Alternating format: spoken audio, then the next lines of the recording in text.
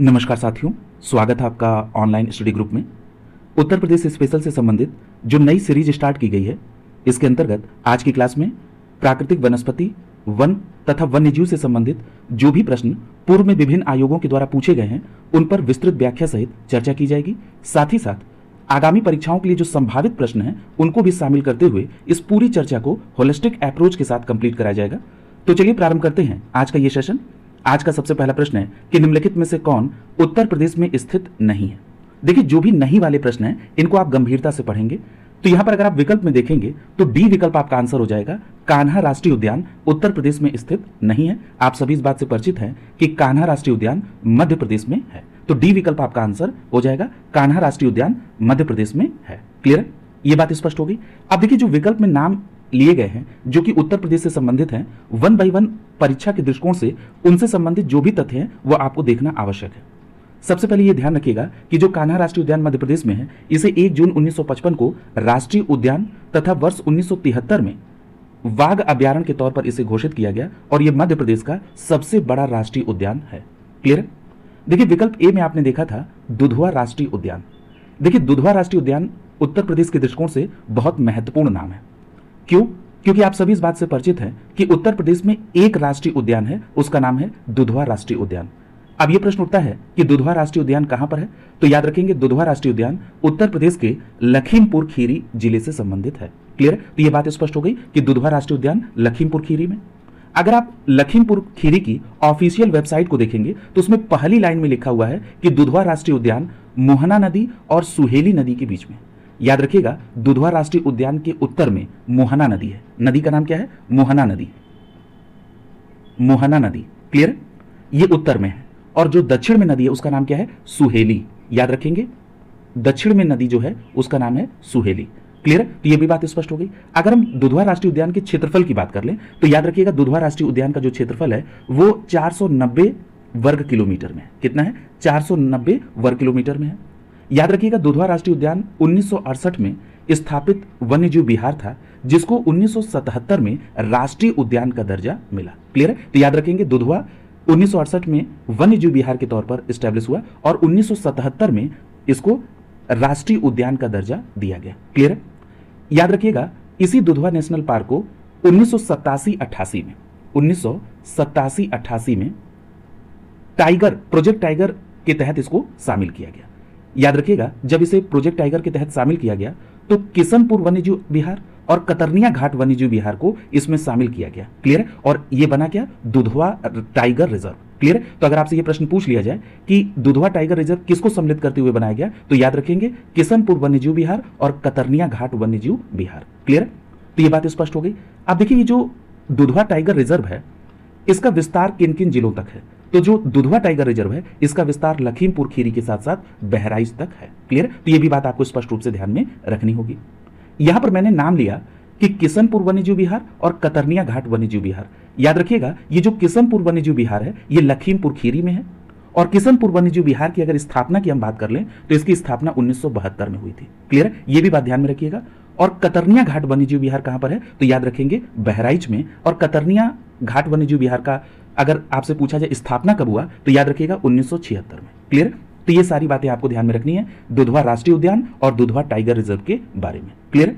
तो इस प्रकार से आपने देखा कि इस पूरे एक विकल्प को एक होलिस्टिक अप्रोच के साथ कंप्लीट कराया गया, ताकि इससे संबंधित जो भी प्रश्न बने आप उसे आसानी से कर लें। विकल्प बी में आप देखिए, लिखा हुआ है भीमराव अंबेडकर पक्षी विहार। देखिए, ये जो भीमराव अंबेडकर पक्षी विहार है, सबसे पहले ये समझना आवश्यक है कि ये है कहां पर। तो जो भीमराव अंबेडकर पक्षी विहार है, ये प्रतापगढ़ के कुंडा में है। क्लियर? तो ये बात स्पष्ट हो गई। याद रखिएगा, इसको पूर्व में बेंती पक्षी विहार भी कहते थे। क्लियर? बेंती पक्षी विहार भी कहा जाता था। अब इसका नाम बदलकर क्या पड़ गया है? भीमराव अंबेडकर पक्षी विहार। भीमराव अंबेडकर पक्षी विहार की स्थापना कब हुई थी? तो याद रखेंगे 2003 में। देखिए, इससे स्थापना वर्ष को समझना आपको इसलिए आवश्यक है क्योंकि अभी हाल ही में उत्तर प्रदेश लोक सेवा आयोग ने एक परीक्षा में इसकी स्थापना वर्ष से रिलेटेड प्रश्न आपसे पूछा है। इसलिए इस पैटर्न को ध्यान में रखते हुए अब जो भी आप पक्षी विहार पढ़ें चाहे वन्यजीव विहार पढ़ें, उसके स्थापना वर्ष को ध्यान में रखना आवश्यक है। तो आपने ये देख लिया कि पूर्व का बेंती पक्षी विहार, जिसे वर्तमान में भीमराव अंबेडकर पक्षी विहार के नाम से जानते हैं, इसकी स्थापना 2003 में हुई और ये कहां पर है? कुंडा, प्रतापगढ़ में। क्लियर? अब जरा तीसरा विकल्प देखिए, लिखा हुआ है हस्तिनापुर वन्यजीव विहार। देखिए जो हस्तिनापुर वन्यजीव अभयारण्य है, इसकी स्थापना कब हुई? सबसे पहली बात तो ये ध्यान में रखिए, तो याद रखेंगे हस्तिनापुर वन्यजीव विहार की स्थापना 1986 में हुई। कब हुई? 1986 में हुई।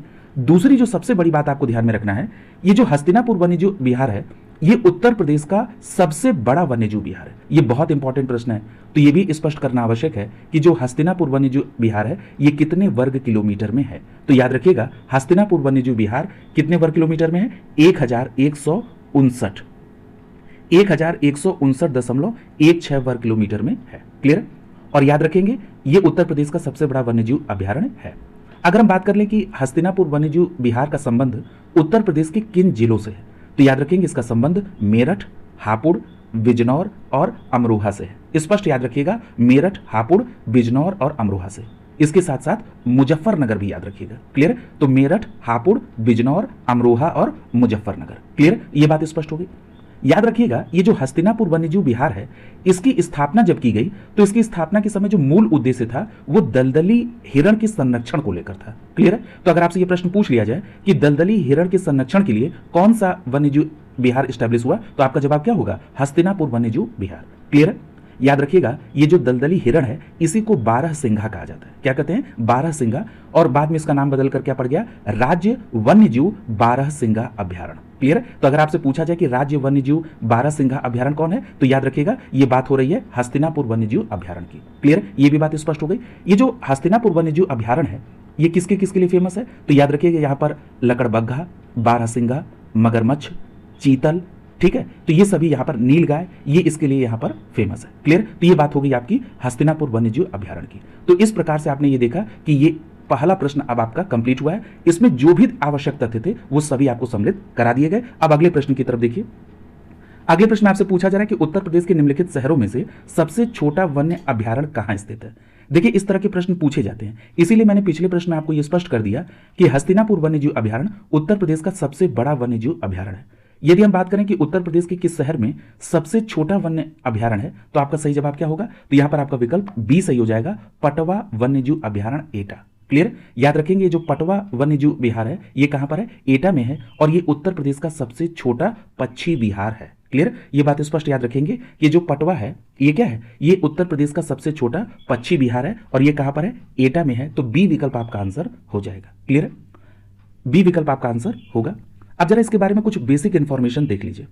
देखिए जो पटवा पक्षी विहार है, मैंने आपसे कहा कि पटवा क्या है? ये पक्षी विहार है और उत्तर प्रदेश का सबसे छोटा वन अभयारण्य है, और किस जिले में है? एटा जिले में है। याद रखिएगा पटवा पक्षी विहार की स्थापना 1991 में हुई थी, और इसका क्षेत्रफल कितना है, तो याद रखेंगे पटवा पक्षी विहार का क्षेत्रफल 108 हेक्टेयर है। अगर इसी हेक्टेयर को वर्ग किलोमीटर में पूछा जाए तब आपका जवाब क्या होगा? 1.08 वर्ग किलोमीटर। क्लियर है? 1.08 वर्ग किलोमीटर। क्लियर? इसी को आप 108 हेक्टेयर बोल रहे हैं। क्लियर? तो ये बात स्पष्ट हो गई आपकी।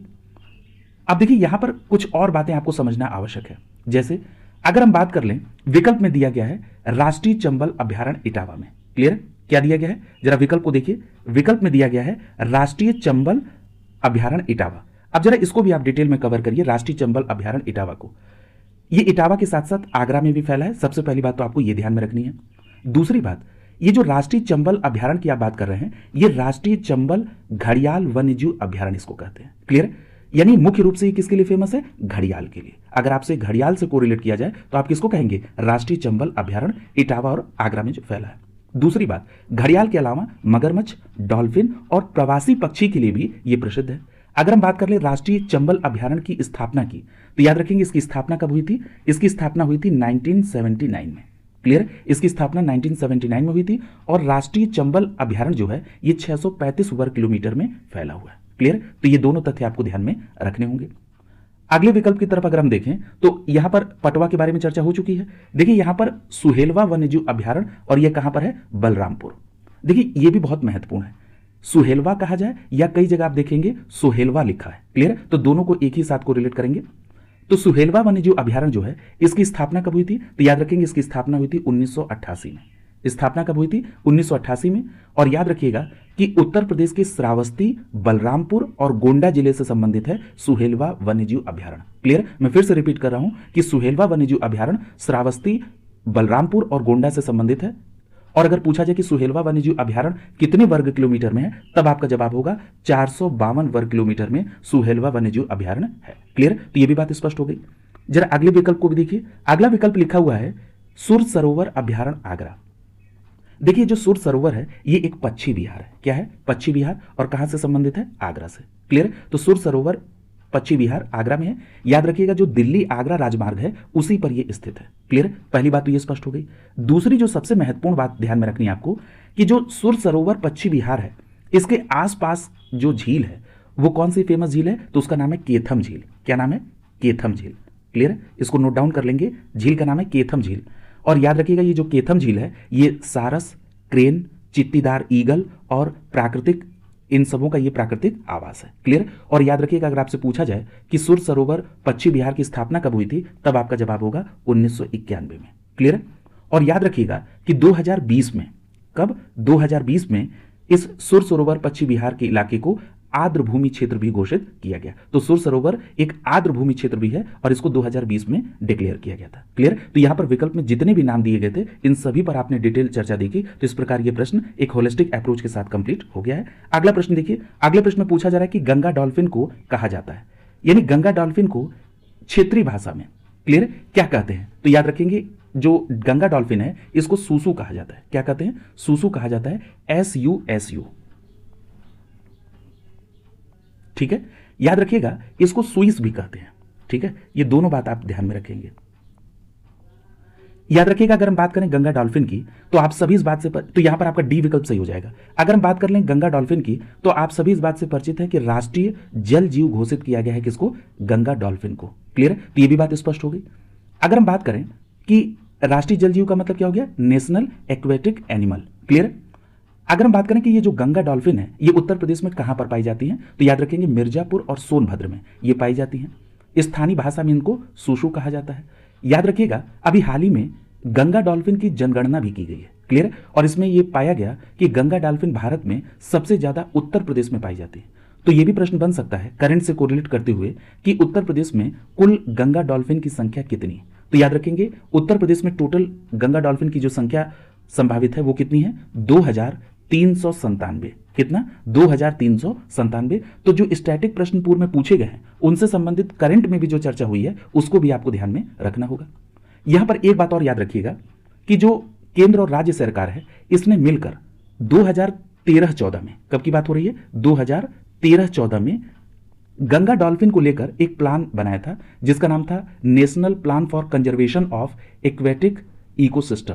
क्लियर? तो ये याद रखेंगे कि जो national plan for conservation of aquatic ecosystem है इसको क्रियान्वयन केंद्र और राज्य दोनों सरकारों के द्वारा कब शुरू किया गया? 2013-14 में। क्लियर? तो ये बात भी आपको ध्यान में रखनी होगी। क्लियर?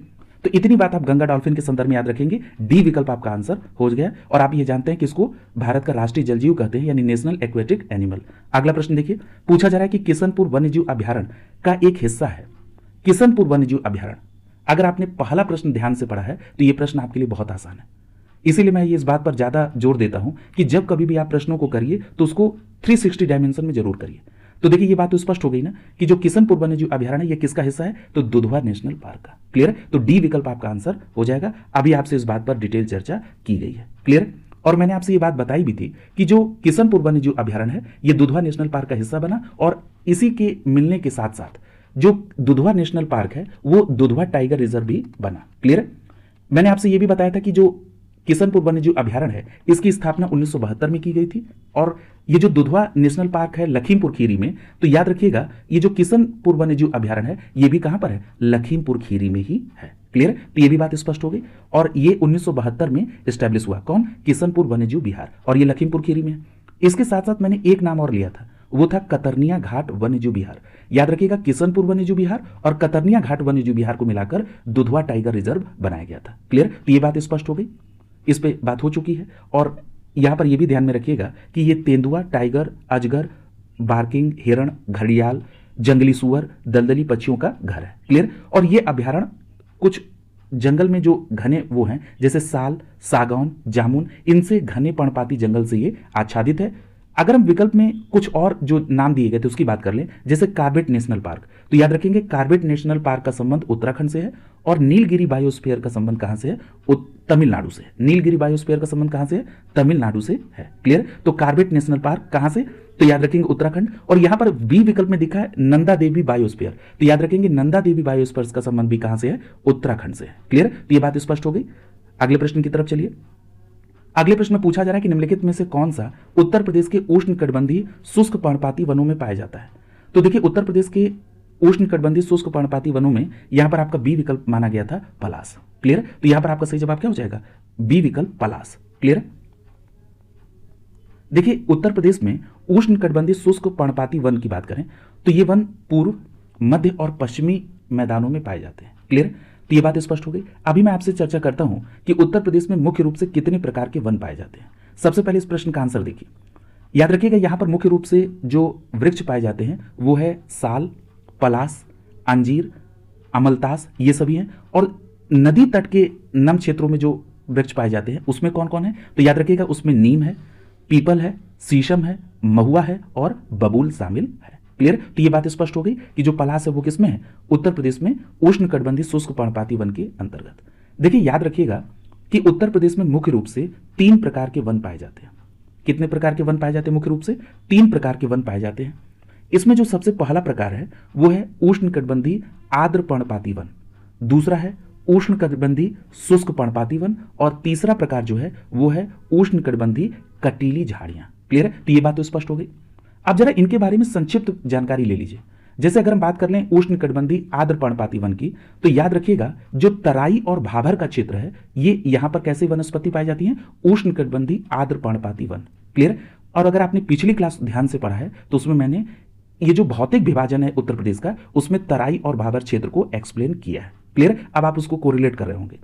तो ये बात स्पष्ट हो गई कि उष्णकटिबंधीय आर्द्र पर्णपाती वन तराई और भाभर क्षेत्र में पाए जाते हैं। इसमें जो प्रमुख वृक्ष होते हैं वो कौन कौन से होते हैं? इसमें बेर, महुआ, गूलर, जामुन, सेमल, आंवला, साल भी। क्लियर? तो ये याद रखेंगे, ये है उष्णकटिबंधीय आर्द्र पर्णपाती वन।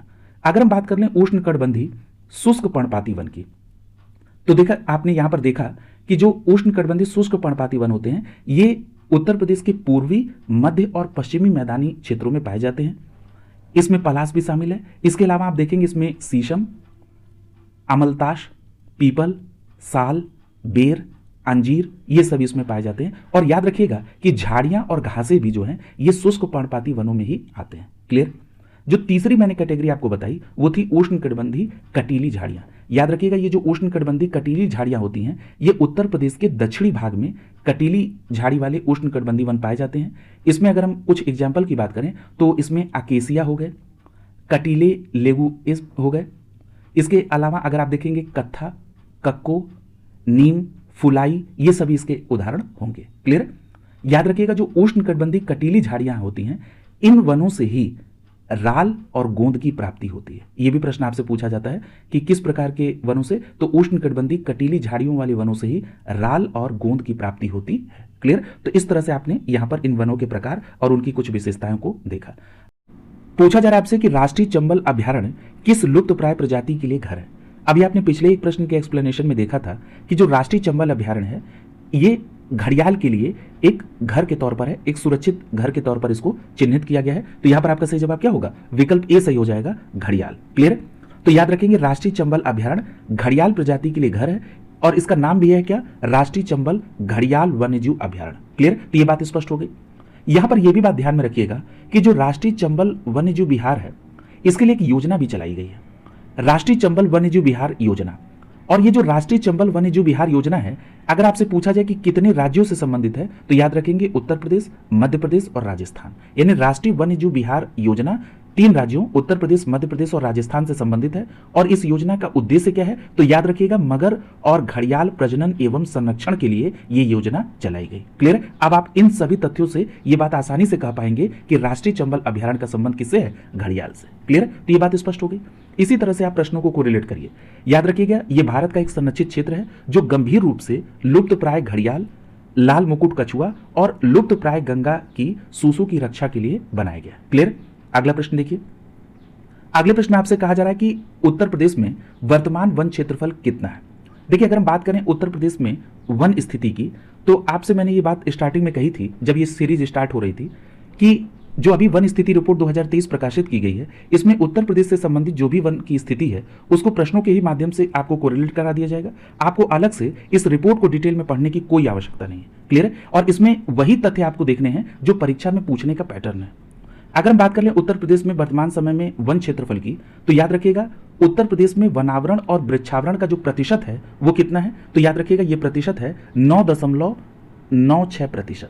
कितना है? 9.96%। ये उत्तर प्रदेश में वनावरण और वृक्षावरण का टोटल परसेंटेज है। क्लियर है? अगर हम केवल वन की बात करें तो केवल वन का योगदान कितने प्रतिशत है, तो वन का केवल योगदान है 6.24%। क्लियर है? और अगर हम केवल वृक्षावरण की बात कर लें तो केवल वृक्षावरण कितना प्रतिशत है, 3.72%। क्लियर है? तो ये बात स्पष्ट हो गई। इन दोनों को जब आप ऐड करेंगे तो क्या आ जाएगा, 9.96%, जो कि उत्तर प्रदेश में वनावरण और वृक्षावरण का टोटल आंकड़न है। क्लियर? तो ये बात क्या है आपको ध्यान में रखनी है, ये वन स्थिति रिपोर्ट 2023 से संबंधित है। क्लियर? यहां पर एक बात और मैं आपको याद दिला दूं कि उत्तर प्रदेश सरकार ने यह डिसाइड किया था कि वो 2026-27 तक उत्तर प्रदेश में जो कुल हरित क्षेत्र है उसको 15% कर देगी। क्लियर है? तो ये भी तथ्य आपको ध्यान में रखना होगा। स्टेटमेंट टाइप की इस तरह के भी प्रश्न आपसे पूछे जाते रहे। क्लियर है? तो ये बात स्पष्ट हो गई। ये प्रश्न जो पूछा गया था ये पुराना है, इसमें आपको वन स्थिति रिपोर्ट 2023 के अनुसार आपको आंकड़ा बताना है और आपको मैंने ये पूरी बात डिटेल में बता दी। क्लियर है? तो ये बात स्पष्ट हो गई। देखिए, अगर हम बात कर ले उत्तर प्रदेश में सर्वाधिक वन आवरण क्षेत्रफल वाले जिलों की, देखिए ये बात स्पष्ट रूप से ध्यान में रखिएगा कि उत्तर प्रदेश में अगर हम बात करें कि सबसे ज्यादा वन आवरण कहां पर है, तो वो क्षेत्रफल के आधार पर हो या प्रतिशत के आधार पर हो, इन दोनों ही कैटेगरी में सोनभद्र नंबर 1 पर है। क्लियर? तो ये बात स्पष्ट हो गई कि क्षेत्रफल या प्रतिशत इन दोनों आधार पर सोनभद्र क्या है, नंबर 1 पर है। क्लियर? दूसरी बात, अब आपको देखना है कि क्षेत्रफल के आधार पर दूसरे नंबर पे कौन है, तो क्षेत्रफल के आधार पर दूसरे नंबर पे लखीमपुर खीरी और तीसरे नंबर पे मिर्जापुर है। क्लियर? यानी ये जो आंकड़ा आपको दिया गया है ये वन स्थिति रिपोर्ट 2023 के अनुसार ये बिल्कुल क्षेत्रफल के आधार पर बिल्कुल सही आंकड़ा है।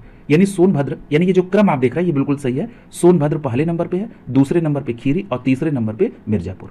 अगर हम वन स्थिति रिपोर्ट 2023 के अनुसार सर्वाधिक प्रतिशत वाले शीर्ष जिलों की बात कर लें तो सर्वाधिक प्रतिशत वाले शीर्ष जिलों में भी मैंने आपसे बता दिया सोनभद्र आपका पहले नंबर पर है। क्लियर है? प्रतिशत के आधार पर, प्रतिशत के आधार पर दूसरे नंबर पर चंदौली आ जाता है। कौन है दूसरे नंबर पे? चंदौली है। क्लियर? तो ये बात ध्यान में रखेंगे। और तीसरे नंबर पर आता है श्रावस्ती। क्लियर? तो ये भी बात आपको ध्यान में रखना है, श्रावस्ती। तो प्रतिशत के आधार पर नंबर 1 पर सोनभद्र, दूसरे पर चंदौली और तीसरे नंबर पर श्रावस्ती, और क्षेत्रफल के आधार पर पहले नंबर पर सोनभद्र, दूसरे पर लखीमपुर खीरी और तीसरे पर मिर्जापुर। क्लियर? तो ये बातें आपको ध्यान में रखनी है। अगला देखिए, अगले प्रश्न में पूछ रहा है कि उत्तर प्रदेश में लॉयन सफारी कहां पर स्थापित हो रही है। तो देखिए, लॉयन सफारी से संबंधित कौन है? इटावा। बी विकल्प यहां पर सही हो जाएगा। लॉयन सफारी से संबंधित कौन है? इटावा। यहां पर बी विकल्प आपका आंसर हो जाएगा।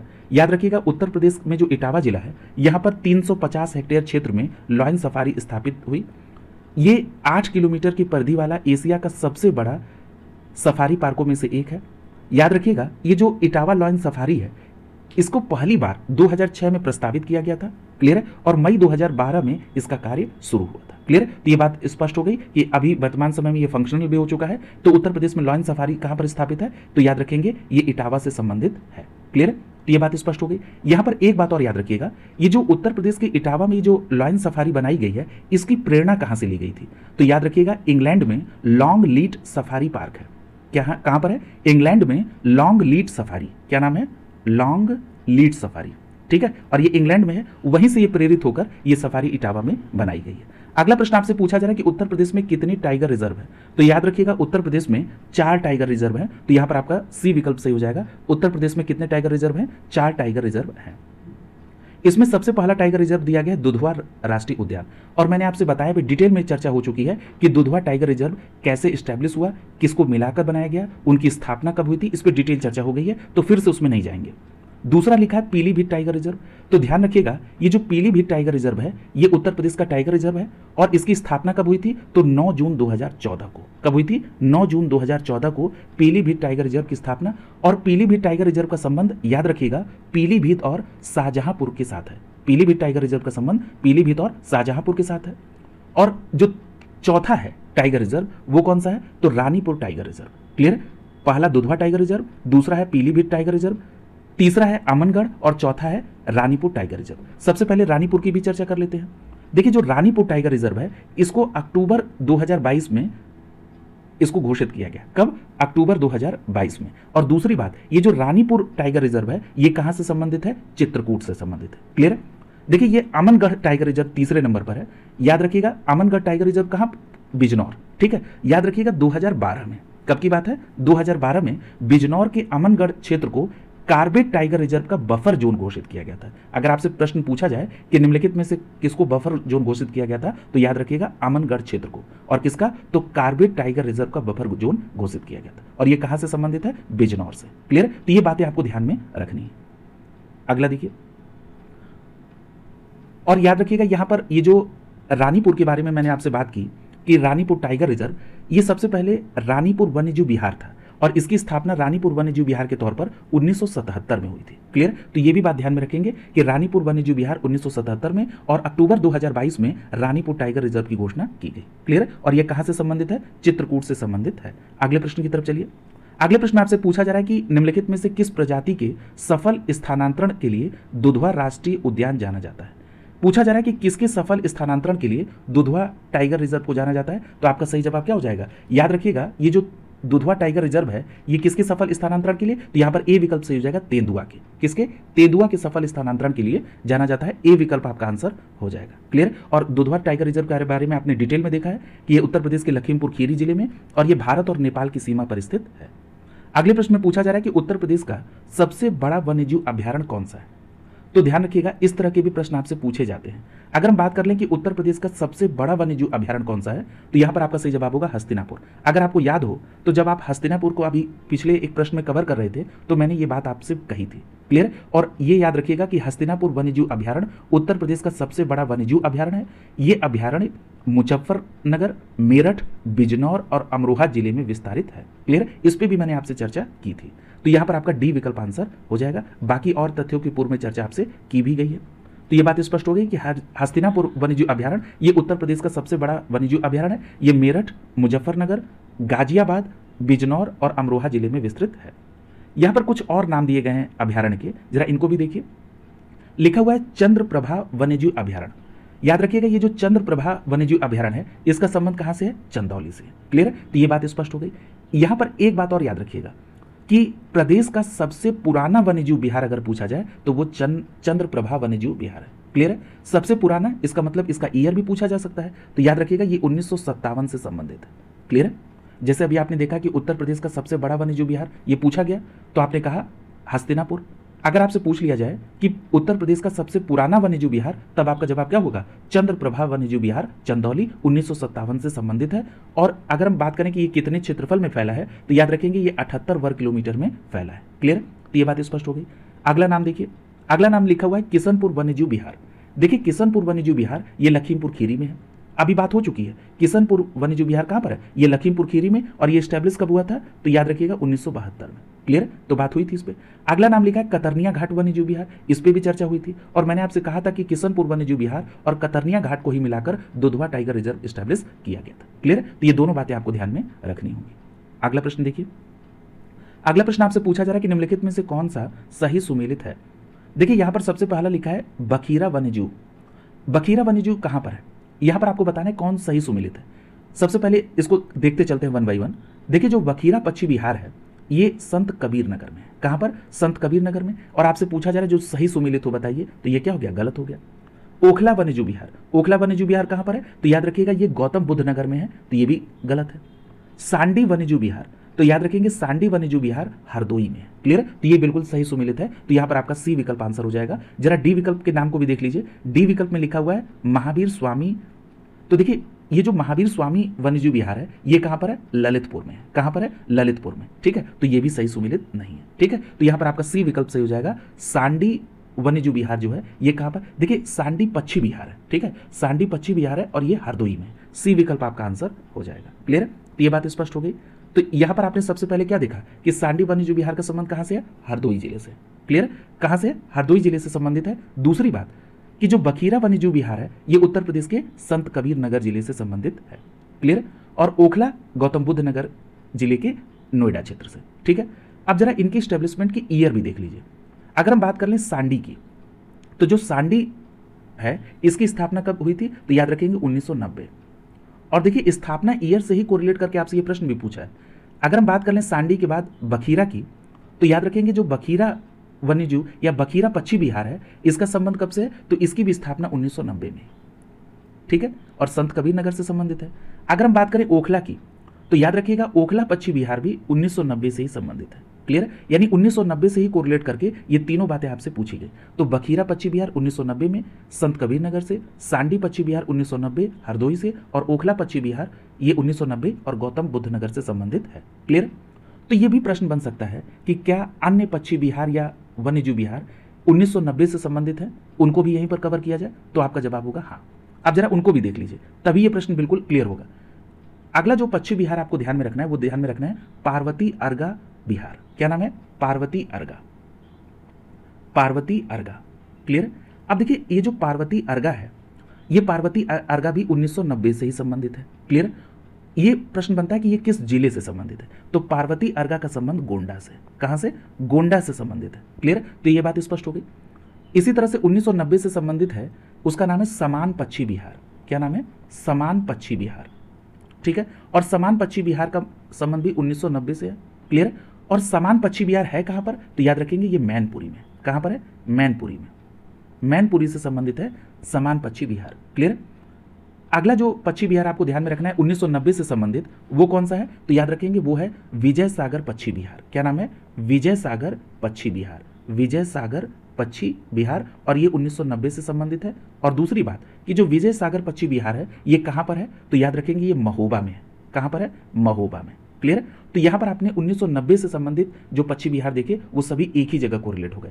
तो इस प्रकार से आपके कई पक्षी विहार और उनसे संबंधित स्थल भी कवर हुए और साथ ही आपने उनके ईयर भी देखे। क्लियर, अगला प्रश्न देखिए। अगले प्रश्न में आपसे पूछा जा रहा है कि नवाबगंज पक्षी विहार जो है ये किस जिले से संबंधित है। क्या नाम है, नवाबगंज पक्षी विहार। याद रखेंगे नवाबगंज पक्षी विहार का संबंध किस जिले से, उन्नाव से। तो यहां पर आपका सी विकल्प आंसर हो जाएगा। यहां पर एक बात और आपको ध्यान में रखना आवश्यक है कि जो नवाबगंज पक्षी विहार है इसको शहीद चंद्रशेखर आजाद पक्षी विहार भी कहते हैं। क्लियर है, तो ध्यान रखिएगा इस बात को कि शहीद चंद्रशेखर आजाद लिखा रहे या नवाबगंज पक्षी विहार, दोनों एक ही है और ये कहां से, उन्नाव से संबंधित है। तो यहां पर आपका सी विकल्प आंसर हो जाएगा। क्लियर है, तो ये बात तो स्पष्ट हो गई आपकी। यहां पर एक बात और याद रखिएगा कि नवाबगंज पक्षी विहार जो है ये उत्तर प्रदेश के उन्नाव से तो संबंधित है। इसको कब स्टैब्लिश किया गया, ईयर बताइए, तो याद रखिएगा 1984 में। कब, 1984 में।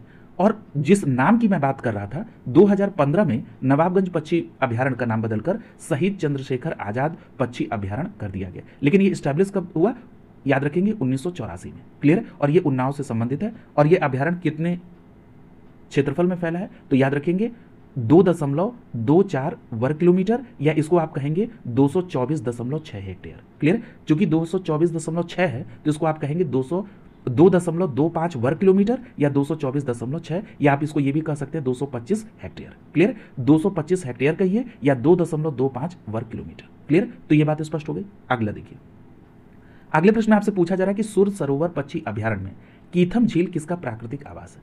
अगर आपको याद हो तो कीथम झील की चर्चा मैंने पिछले एक प्रश्न में की थी। किससे संबंधित किया था, सुर सरोवर पक्षी अभ्यारण्य से। देखिए जो सुर सरोवर पक्षी अभ्यारण्य में कीथम झील है ये किसके लिए प्राकृतिक आवास का काम करता है, तो मैंने आपसे कहा था सारस, क्रेन और क्या, चित्तीदार गिद्ध के तौर पर। ठीक है, तो यहां पर आपका क्या हो जाएगा, ए विकल्प आपका आंसर हो जाएगा। क्लियर है, ए विकल्प आपका आंसर हो जाएगा। याद रखिएगा सुर सरोवर पक्षी अभ्यारण्य में जो कीथम झील है, क्लियर, याद रखिएगा ये जो कीथम झील है ये सारस, क्रेन और चित्तीदार ईगल के लिए एक प्राकृतिक आवास है। और याद रखिएगा अगर आपसे पूछा जाए ये झील कहां पर है, तो याद रखेंगे ये जो कीथम झील है ये कहां से, आगरा में स्थित है।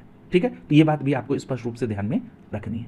क्लियर, यहां पर एक बात और ध्यान रखिएगा कि 2020 में इसको रामसर साइट में भी शामिल किया गया, ये भी बात मैंने आपको पूर्व में बताई है। अगले प्रश्न की तरफ चलिए। यहां पर एक बात और याद रखिएगा कीथम झील के संदर्भ में कि 1991 में उत्तर प्रदेश सरकार ने कीथम झील और उसके आसपास के क्षेत्र को सुर सरोवर पक्षी अभ्यारण्य घोषित किया गया था। और यह अभ्यारण्य 8 किलोमीटर में, ये वर्ग किलोमीटर में फैला हुआ है और इसमें कई छोटे छोटे तालाब शामिल हैं। ठीक है, तो इसमें दो बातें बेसिकली आपको ध्यान में रखना है कि सुर सरोवर पक्षी अभ्यारण्य के ही पास कीथम झील है जिसमें कीथम झील में सारस क्रेन और चित्तीदार ईगल के लिए प्राकृतिक आवास पाया जाता है। 2020 में इसको रामसर साइट की सूची में शामिल किया गया था। क्लियर है। और 1991 में उत्तर प्रदेश सरकार ने कीथम झील और उसके आसपास के क्षेत्र को सुर सरोवर पक्षी अभ्यारण्य घोषित किया। कब? 1991। अगला प्रश्न देखिए, पूछा जा रहा है कि दुधवा राष्ट्रीय उद्यान कितने वर्ग किलोमीटर में है। अब देखिए, हाईकोर्ट आरओ में यह प्रश्न पूछा गया।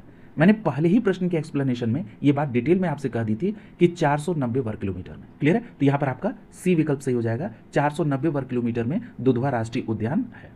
ठीक है। और एग्जैक्ट डेटा की बात करें तो 490.3 वर्ग किलोमीटर उत्तर प्रदेश के लखीमपुर जिले में ये स्थित है। इसको 1977 में स्थापित किया गया था। ये बाघों और बारहसिंघा के लिए प्रसिद्ध है। किसके लिए? बाघों और बारहसिंघा के लिए प्रसिद्ध है। क्लियर है। अगला देखिए, अगले प्रश्न में आपसे पूछा जा रहा है कि निम्नलिखित में से कौन सा पक्षी अभ्यारण्य उत्तर प्रदेश में स्थित है।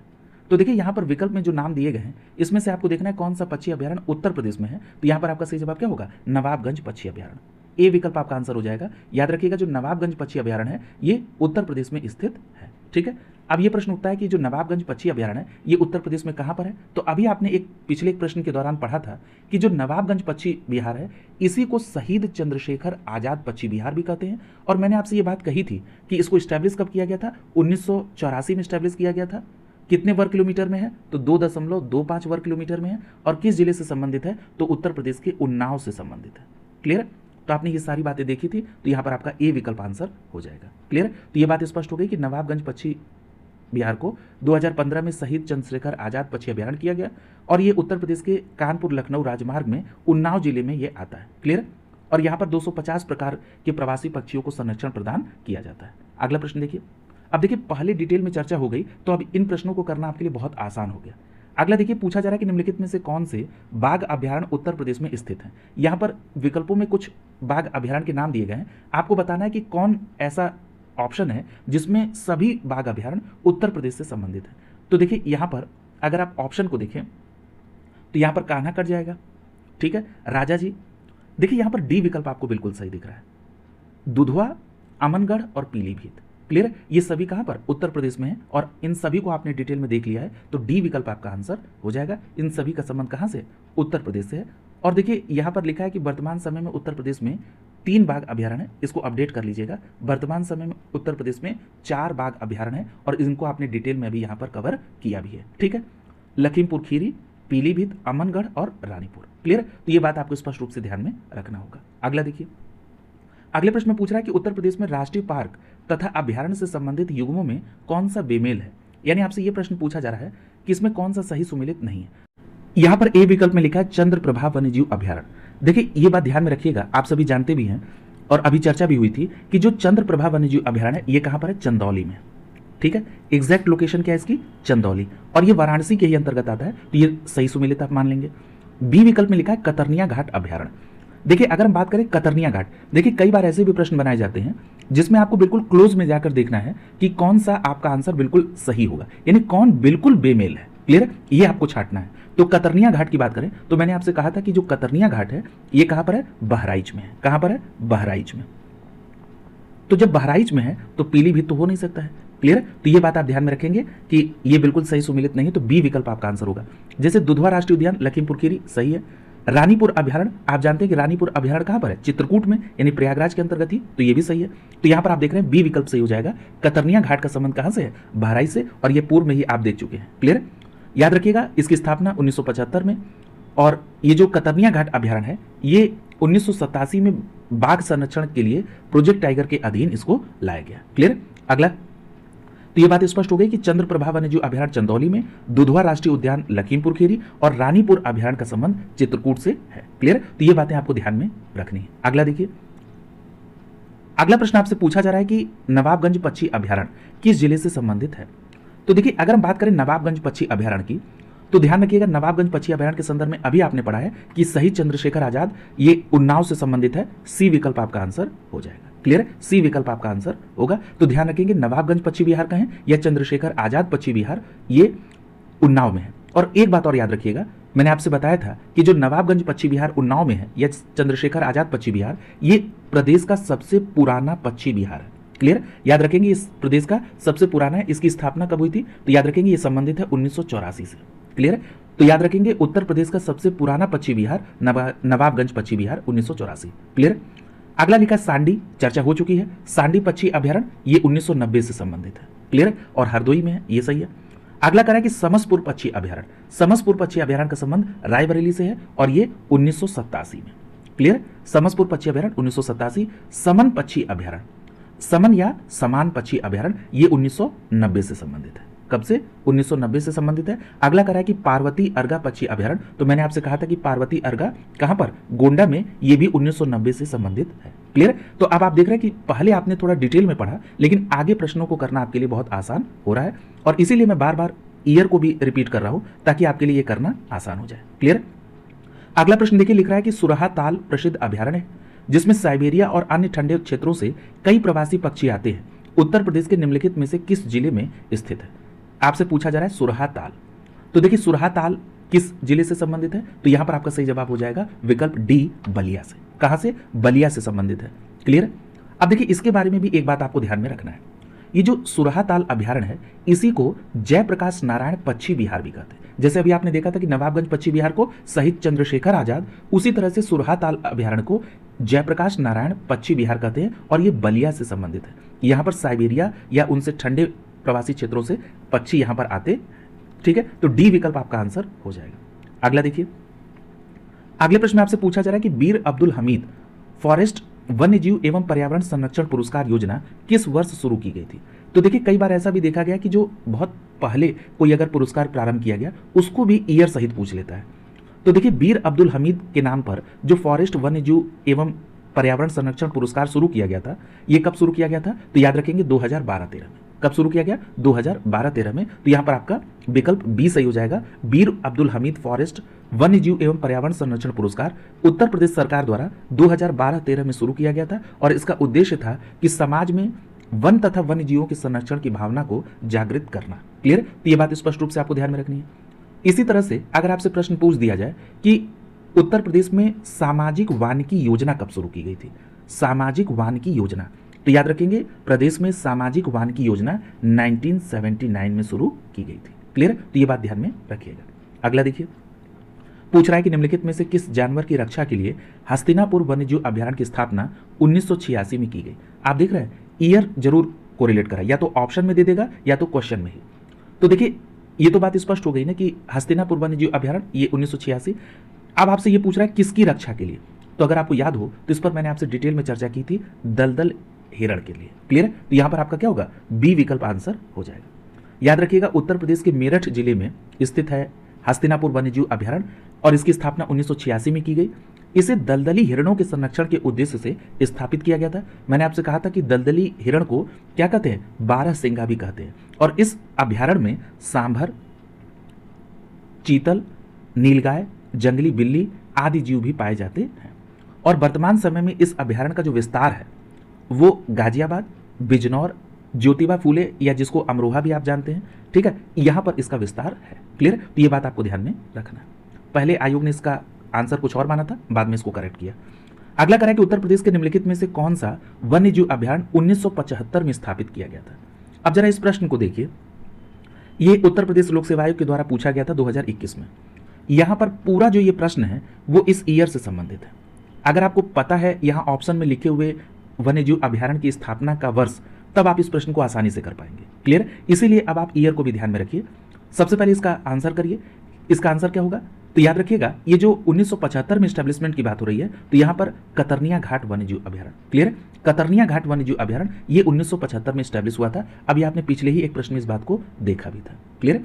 तो ये बात स्पष्ट हो गई। इसी तरह किशनपुर के बारे में आपने देखा था कि जो किशनपुर वन्यजीव अभ्यारण्य है, ठीक है, किशनपुर ये क्या है? ये 1972 में। किशनपुर ये 1972 में, और कतरनिया घाट ये 1975-76। क्लियर। तो ये बात ध्यान में रखेंगे। और कतरनिया घाट है कहां पर? बहराइच में। किशनपुर कहां पर है? लखीमपुर खीरी में। क्लियर। तो ये बात आपको ध्यान में रखनी है। तो यहां पर बी विकल्प आपका आंसर हो जाएगा। कतरनिया घाट वन्यजीव अभ्यारण्य ये 1975-76, किशनपुर 1972 में, चंबल 1979 में। क्लियर। तो ये बातें आपको ध्यान में रखना है। अगला प्रश्न,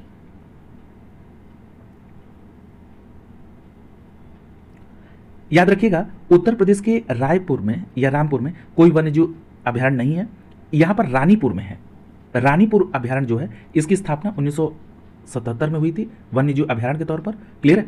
तो ये बात आपको ध्यान में रखना है। और यहाँ पर एक बात और मैं आपको याद दिला दूं, जो मैंने आपको पिछले प्रश्न में कहा था कि कतरनिया घाट जो है ये बहराइच में और 1976 से संबंधित है। याद रखिएगा 31 मई 1976 को उत्तर प्रदेश सरकार द्वारा कतरनिया घाट आरक्षित वन क्षेत्र को वन्यजीव विहार घोषित किया गया था। इसीलिए जो एग्जैक्ट डेट है वो 1976 है। चूंकि उसी से निकट का ये ईयर है इसलिए आपने इसको 1975-76 से कोरिलेट किया। क्लियर? तो ये बात ध्यान में रखेंगे, लेकिन एग्जैक्ट ईयर जो है वो क्या है? 1976।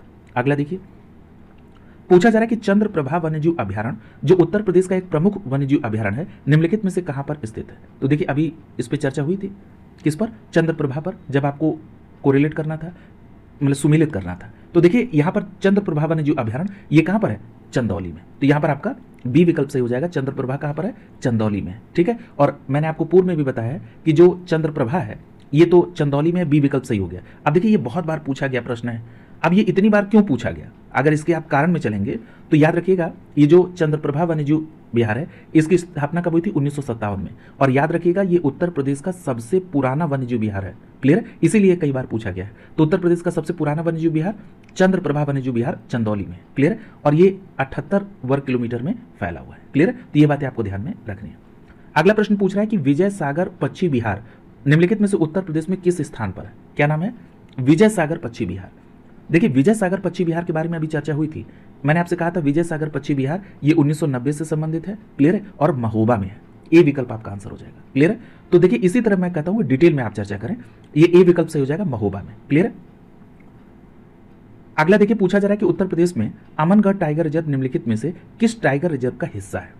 अब देखिए जब मैं आपसे अमनगढ़ को एक्सप्लेन कर रहा था तो उसी समय मैंने आपसे ये कहा था कि ये जो अमनगढ़ टाइगर रिजर्व है ये बभर क्षेत्र है। किसका? तो याद रखिएगा आपका सही जवाब क्या हो जाएगा? विकल्प सी, कार्बेट टाइगर रिजर्व। किसका? कार्बेट टाइगर रिजर्व का। यहां पर सी विकल्प आपका आंसर हो जाएगा। क्लियर है? तो याद रखिएगा अमनगढ़ टाइगर रिजर्व जो है ये मूल रूप से जिम कार्बेट नेशनल पार्क का हिस्सा था।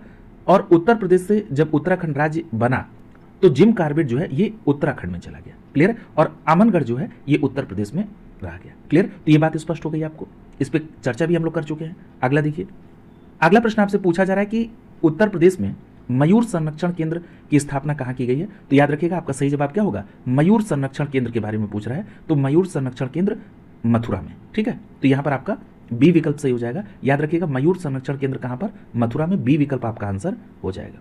देखिए इस तरह के संरक्षण केंद्र से संबंधित प्रश्न पूछे गए। अब जैसे लोक सेवा आयोग ने 2021 में पूछा इस प्रश्न को। इसी तरह याद रखिएगा अगर आपसे पूछ लिया जाए तितली पार्क के तौर पर तो लखनऊ और कानपुर में, लखनऊ और कानपुर के प्राणी उद्यानों में तितली पार्क का निर्माण किया गया। क्लियर? तो ये भी बात आप ध्यान में रखेंगे। और मथुरा के वृंदावन में मयूर संरक्षण केंद्र स्टैब्लिश किया गया। अगला प्रश्न देखिए, अगले प्रश्न में पूछा जा रहा है कि निम्नलिखित में से कौन सा सही युग्म नहीं है, मतलब जो सही सुमेलित नहीं है। अब इसमें सबसे पहले लिख रहा है कि महावीर स्वामी अभयारण्य। देखिए महावीर स्वामी अभयारण्य की अगर हम बात करें तो ये ललितपुर में है, ये बिल्कुल सही है। लाख बहोसी अभयारण्य, तो देखिए लाख बहोसी अभयारण्य के बारे में मैंने आपसे बताया कि कन्नौज में है, ये भी सही है। किशनपुर वन्यजीव अभयारण्य, तो किशनपुर वन्यजीव अभयारण्य कहां पर है? तो याद रखिएगा मैंने आपसे ये बात बताई थी कि जो किशनपुर वन्यजीव अभयारण्य है ये कहां पर स्थित है? ये लखीमपुर खीरी में। कहां पर? लखीमपुर खीरी में है। 1972 में स्टैब्लिश हुआ था। और ये क्या लिख रहा है? ये लिख रहा है बलरामपुर। तो ये आपका गलत हो जाएगा और यही सही सुमेलित नहीं है। ठीक है, तो यहां पर सी विकल्प सही हो जाएगा। मैंने आपसे कहा था कि किशनपुर जो है ये लखीमपुर खीरी में 1972 में, और कतरनिया घाट ये 1975-76, और ये कहां संबंधित है? बहराइच से। क्लियर? तो सी विकल्प सही हो जाएगा, ये सही नहीं है।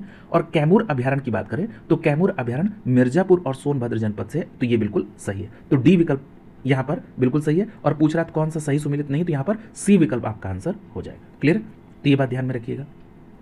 देखिए यहां पर सुमेलित करके भी दिया गया है महावीर स्वामी अभयारण्य ये ललितपुर में है। ठीक है, अच्छा ईयर अगर हम बात कर लें कि महावीर स्वामी वन्यजीव अभयारण्य ललितपुर में कब, तो याद रखिएगा 1977। कब का? 1977 में। ठीक है, और महावीर स्वामी के बारे में आप पढ़ भी चुके हैं। याद रखिएगा इस बात को कि महावीर स्वामी वन्यजीव अभयारण्य जो ललितपुर में है और इसका संबंध 1977 से है, ये सबसे छोटा वन्यजीव विहार है। आपसे अगर पूछ लिया जाए कि उत्तर प्रदेश का सबसे छोटा वन्यजीव विहार, तो आपका तुरंत आंसर आना चाहिए महावीर स्वामी वन्यजीव विहार। सबसे छोटा वन्यजीव विहार है। याद रखिएगा अगर हम इसकी वर्ग किलोमीटर पर चर्चा कर लें तो ये 5.41 वर्ग किलोमीटर। ठीक है, 5.41 वर्ग किलोमीटर, और ये उत्तर प्रदेश का सबसे छोटा वन्यजीव विहार है। क्लियर? लाख बहोसी की बात कर लें तो लाख बहोसी पक्षी विहार ये कहां पर है? कन्नौज में है। अब एक बात और यहां पर ध्यान रखिए, कन्नौज में है। कब स्टैब्लिश हुआ? तो ये स्टैब्लिश हुआ 1988 में। कब हुआ? 1988। मैं लिख दे रहा हूं 1988। बात हो रही लाख बहोसी अभयारण्य की, ये 1988। कन्नौज बिल्कुल सही है। याद रखिएगा ये उत्तर प्रदेश का सबसे बड़ा पक्षी विहार है। ठीक है, अगर पूछा जाए कि उत्तर प्रदेश का सबसे बड़ा पक्षी विहार, तब आप क्या कहेंगे? लाख बहोसी पक्षी विहार। ये कितने क्षेत्रफल में है? तो जो लाख बहोसी पक्षी विहार है, अगर हम इसके क्षेत्रफल की बात कर लें तो ये है 80.24 वर्ग किलोमीटर। क्लियर है? तो ये उत्तर प्रदेश का सबसे बड़ा पक्षी विहार लाख बहोसी पक्षी विहार। अगला लिखा है कैमूर अभयारण्य। देखिए अगर हम बात कर लें कैमूर अभयारण्य की, तो कैमूर अभयारण्य का संबंध मिर्जापुर और सोनभद्र से है, ये बिल्कुल सही है। क्लियर है? और याद रखिएगा इसकी स्थापना की बात कर लें तो कैमूर अभयारण्य की स्थापना का वर्ष जो है ये 1982 से। ठीक है, तो कैमूर 1982। किशनपुर वन्यजीव अभयारण्य की स्थापना कब हुई थी? तो इस बात पर चर्चा कई बार हो चुकी है, 1972 में हुई थी। क्लियर है? 1972 में किशनपुर। लाख बहोसी की बात करें तो लाख बहोसी के बारे में चर्चा हो चुकी है कि लाख बहोसी की स्थापना कब हुई थी? 1988 में हुई थी। और महावीर स्वामी, तो महावीर स्वामी वन्यजीव अभयारण्य 1977। क्लियर? तो ये बात आप ध्यान में रखिएगा। अगला देखिए, अगला करा कि दुधवा राष्ट्रीय उद्यान उत्तर प्रदेश के निम्नलिखित में से किस जनपद में अवस्थित है? तो ये आप आसानी से कर लेंगे कि जो दुधवा राष्ट्रीय उद्यान ये कहां पर है? तो याद रखिएगा लखीमपुर खीरी में। बी विकल्प आपका आंसर हो जाएगा। दुधवा राष्ट्रीय उद्यान लखीमपुर खीरी में, बी विकल्प से हो जाएगा। कई बार ये प्रश्न आपसे पूछा गया।